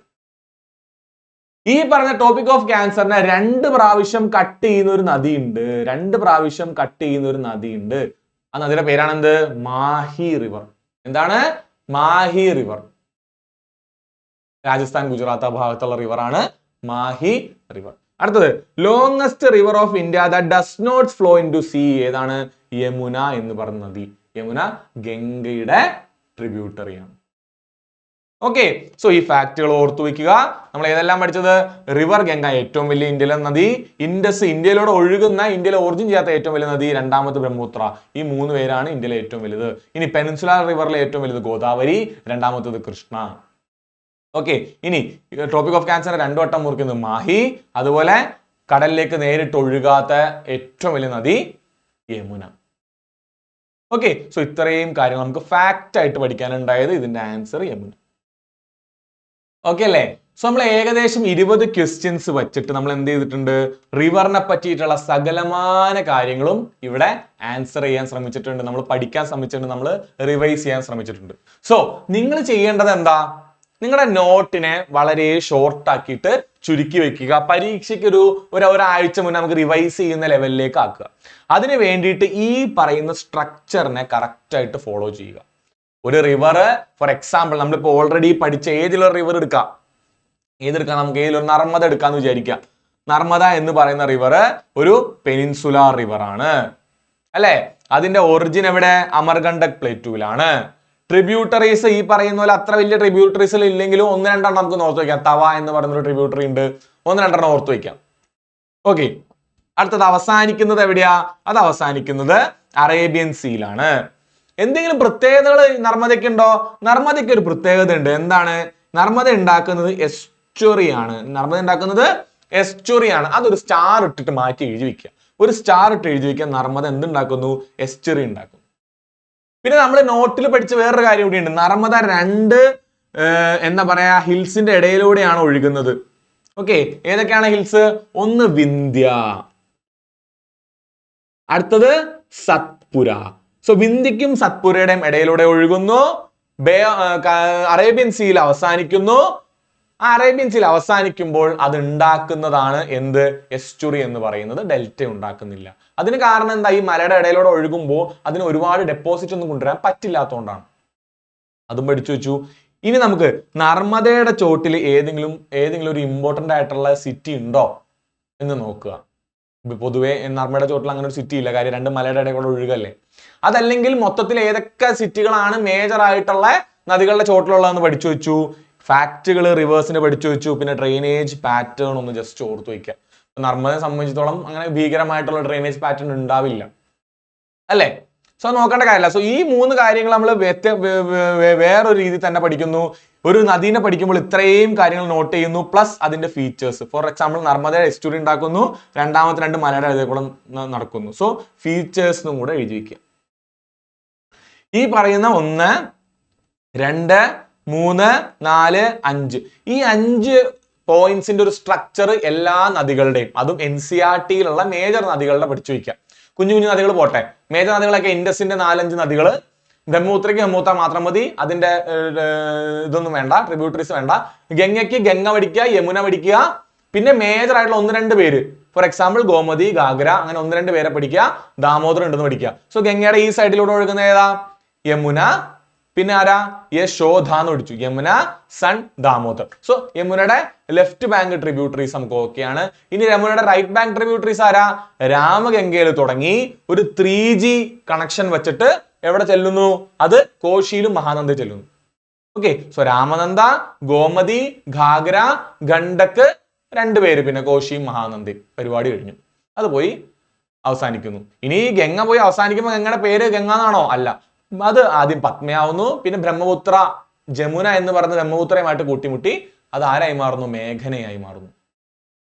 ഈ രീതിയിലുള്ള ഫീച്ചേഴ്സ് കൂടെ മനസ്സിലുണ്ടെന്നുണ്ടെങ്കിൽ ഇത് വളരെ എളുപ്പമാണ്. സോ നമുക്ക് ഈ പറയുന്ന സ്ട്രക്ചർ വേണം. NCERT എന്ന് പറയുന്ന സാധനത്തിന്റെ ബേസ് വേണം. അതുപോലെ നമുക്ക് വേണ്ടത് ഏതാ? ഈ 2 NCERTs വേണം. പിന്നെ വേണ്ടത് ഒരു ഇമേജ്. ഓക്കെ, നമ്മൾ പറഞ്ഞതുപോലെ യമുന എവിടെയാണ്, ഗംഗ എവിടെയാണ്, എവിടെ അവസാനിക്കുന്നു, അതുപോലെ സബർമതി എന്ന് പറയുന്ന നദി എവിടെയാണ്, ലൂണി കണ്ടോ രാജസ്ഥാനിലൂടെ ഒഴുകുന്നു, അത് ഈ താർ മരുഭൂമിയുടെ ഭാഗത്തൂടെ ഒഴുകുന്നത്.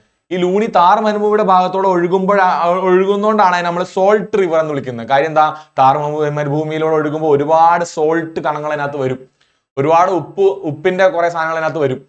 വളരെ ഫ്രഷ് ആയിട്ടുള്ള ഒരു വാട്ടർ ഒഴുകുമോ ഡെസേർട്ടിലൂടെ, ഫ്രഷ് ആയിട്ടുള്ള വാട്ടർ ഒഴുകി നല്ലോണം മഴ പെയ്താലേ ഫ്രഷ് വാട്ടർ ഒഴുകാനുള്ള സാധ്യതയുള്ളൂ. സോ ലൂണി എവിടെയാണെന്ന് നമ്മുടെ മനസ്സിലേക്ക് വരണം, സബർമതി എവിടെയാണെന്ന് മനസ്സിലേക്ക് വരണം. എന്നാൽ തന്നെ ഈ ചോദ്യങ്ങളെല്ലാം നമുക്ക് ആൻസർ ചെയ്യാൻ പറ്റുള്ളൂ. കണ്ടോ, നമുക്ക് ഇവിടെ കാണാം ഭീമ എന്ന് നമ്മൾ പറഞ്ഞു, ഭീമ, തുംഗഭദ്ര, ഗഡ്പ്രഭ, മാലപ്രഭ എന്നെല്ലാം കേൾക്കുമ്പോൾ അതെന്താണ്, ട്രിബ്യൂട്ടറി ആണ്. ആരുടെ, ഏതോ ഒരു പുരാണങ്ങളിൽ കേൾക്കുന്ന പേരാണ്. സോ അത് ഓർത്ത് വയ്ക്കുക, അത് കൃഷ്ണയുടെയാണ് ഈ പുരാണം പേരുകൾ പോലത്തെ പേരുകളുള്ളത്. ഓക്കെ, പിന്നെ നമുക്ക് മഹാനദി, ഗോദാവരി, പെണ്ണാറ്, പാലാറ്, പൊന്നിയാറ്, അങ്ങനെ കുറച്ച് ആറുകൾ താഴോട്ടുണ്ട്. ഇവരെല്ലാവരും നോക്കി വെക്കുക. സോ ഈ പറയുന്ന ഒരു എന്താ പറയാ റിവറിന്റെ മാപ്പ്, ഈ പറയുന്ന ഒരു റിവറിന്റെ മാപ്പും പിന്നെ സ്റ്റേറ്റുകളുടെ മാപ്പും, റിവർ മാപ്പ്, സ്റ്റേറ്റ് മാപ്പ്, ഇത് രണ്ടും മാപ്പ് ചെയ്ത് പഠിച്ചു കഴിഞ്ഞാൽ, അതുപോലെ ഈ ഒരു സ്ട്രക്ചർ ഉണ്ടെങ്കിൽ അത്രയും പഠിച്ചാൽ മതിയാവും. പിന്നെ ഈ ചെറിയ 1-2 എന്താ പറയാ കൊനസ്റ്റ് ചോദ്യങ്ങൾ വരും. ഏതൊക്കെ, ഫോർ എക്സാമ്പിൾ നമ്മുടെ ആൻഡമാൻ നിക്കോബാറിലെ നദി ഏത്. സോ അങ്ങനെയുള്ള നമ്മൾ മാക്സിമം കവർ ചെയ്യാൻ പറ്റുന്ന അത്ര കവർ ചെയ്യാന്നുള്ളതല്ലാതെ വേറെ ഒന്നും ചെയ്യാനില്ല. ആ സമയത്ത് ഈ പറയുന്ന പോലെ നിർബന്ധമായിട്ടും പഠിക്കേണ്ട NCERT-ലുള്ള കാര്യങ്ങളെല്ലാം പഠിച്ചു വയ്ക്കാം, അത്രയും നമുക്ക് ചെയ്യാൻ പറ്റുള്ളൂ. സോ ഇത്രയാണ് ഡ്രെയിനേജ് പാറ്റേണിലുള്ളത്. ഇതിൽ അപ്പുറമായിട്ട് ഒരു കാര്യം പഠിക്കേണ്ട വരില്ല. ഇത്രയും പഠിച്ച ആൾക്കാർ റെയിൽവേ ഏത് പരീക്ഷ ആയാലും റിവറിൽ നിന്ന് ചോദിക്കുന്ന എല്ലാ മേജർ ചോദ്യങ്ങളും കിട്ടും. ഇനി കിട്ടാത്ത ചോദ്യത്തിന്റെ ഗുണം എന്താ, അത് ആർക്കും കിട്ടില്ല, അത് കട്ട് ഓഫിനെ ബാധിക്കില്ല എന്നുള്ള വിശ്വാസം നമുക്ക് പഠിക്കാം. ഓക്കെ, ഇത്രയും കാര്യങ്ങൾ നമുക്ക് ഡ്രെയിനേജ് പാറ്റേണിൽ പഠിക്കാനുള്ളത്. ഈ 20 ചോദ്യങ്ങളെ മനസ്സിലാക്കുക. ഇതുമായിട്ട് ബന്ധപ്പെട്ട് ഇതിന്റെ പല വകഭേദങ്ങളായിട്ട് ഇനി ചോദ്യങ്ങൾ വരാം. ഓക്കെ, ഫോർ എക്സാമ്പിൾ വിന്ധ്യയുടെ സത്പുരയുടെ നദി ഏതാന്ന് ചോദിക്കാം. ഓക്കെ, അല്ലെങ്കിൽ ഏതെങ്കിലും സോഴ്സ് എന്നിട്ട് ആ സോഴ്സിൽ ഉണ്ടാവുന്ന നദി ഏതാ, ഫോർ എക്സാമ്പിൾ അമർകണ്ടക്കിൽ ഉണ്ടാവുന്ന 2 നദികൾ ഏതാന്ന് ചോദിക്കാം. ഇങ്ങനെയുള്ള ചോദ്യങ്ങൾ ചോദിക്കാം. സുന്ദർബൻസ് എന്ന് പറഞ്ഞ ഡെൽറ്റ ഉണ്ടാക്കുന്ന നദി ഏത് എന്ന് ചോദിക്കാം. KG ബേസിൻ, അത് ഏത് നദിയുടെ ബേസിനാണ്, കൃഷ്ണയുടെയും ഗോദാവരിയുടെയും ബേസിനാണെന്ന് ചോദിക്കാം. ഇങ്ങനെയുള്ള ചോദ്യങ്ങൾ ഇനിയും ഓരോന്നായിട്ട് പുതിയ ചോദ്യങ്ങൾ RRB ചോദിക്കാനുള്ള സാധ്യതയുണ്ട്. അതിൽ ഒരുപാട് ചെറിയ നദികൾ ചോദിക്കാൻ സാധ്യതയില്ല. സബർമതി എല്ലാം NCERT-ൽ ഉള്ളത് കൊണ്ടാണ്, ഈ ഇമേജിലൊക്കെ ഉള്ള നദികളാണ്, അതുകൊണ്ടാണ് ചോദിക്കുന്നത്. ഈ പറയുന്ന കോഡുകളെല്ലാം ഇട്ട് മനസ്സിൽ ഉൾക്കൊണ്ടുകൊണ്ട് വളരെ ഹോളിസ്റ്റിക് ആയിട്ട് കോംപ്രിഹെൻസീവ് ആയിട്ട് പഠിച്ചാൽ തീരാവുന്ന കാര്യങ്ങളെ ഈ പറയുന്ന ഡ്രെയിനേജിലുള്ളൂ. വളരെ സിമ്പിൾ ആയിട്ടുള്ള കാര്യങ്ങളാണ്. ഒരുപാട് കാണാതെ പഠിക്കാൻ ശ്രമിക്കാതിരിക്കുക, മാപ്പുകൾ വെച്ച് തന്നെ പഠിക്കുക. ഓക്കെ, ഇത്രയൊക്കെയാണ് ഉള്ളത്. എല്ലാവർക്കും എൻ്റെ best of luck. Thank you.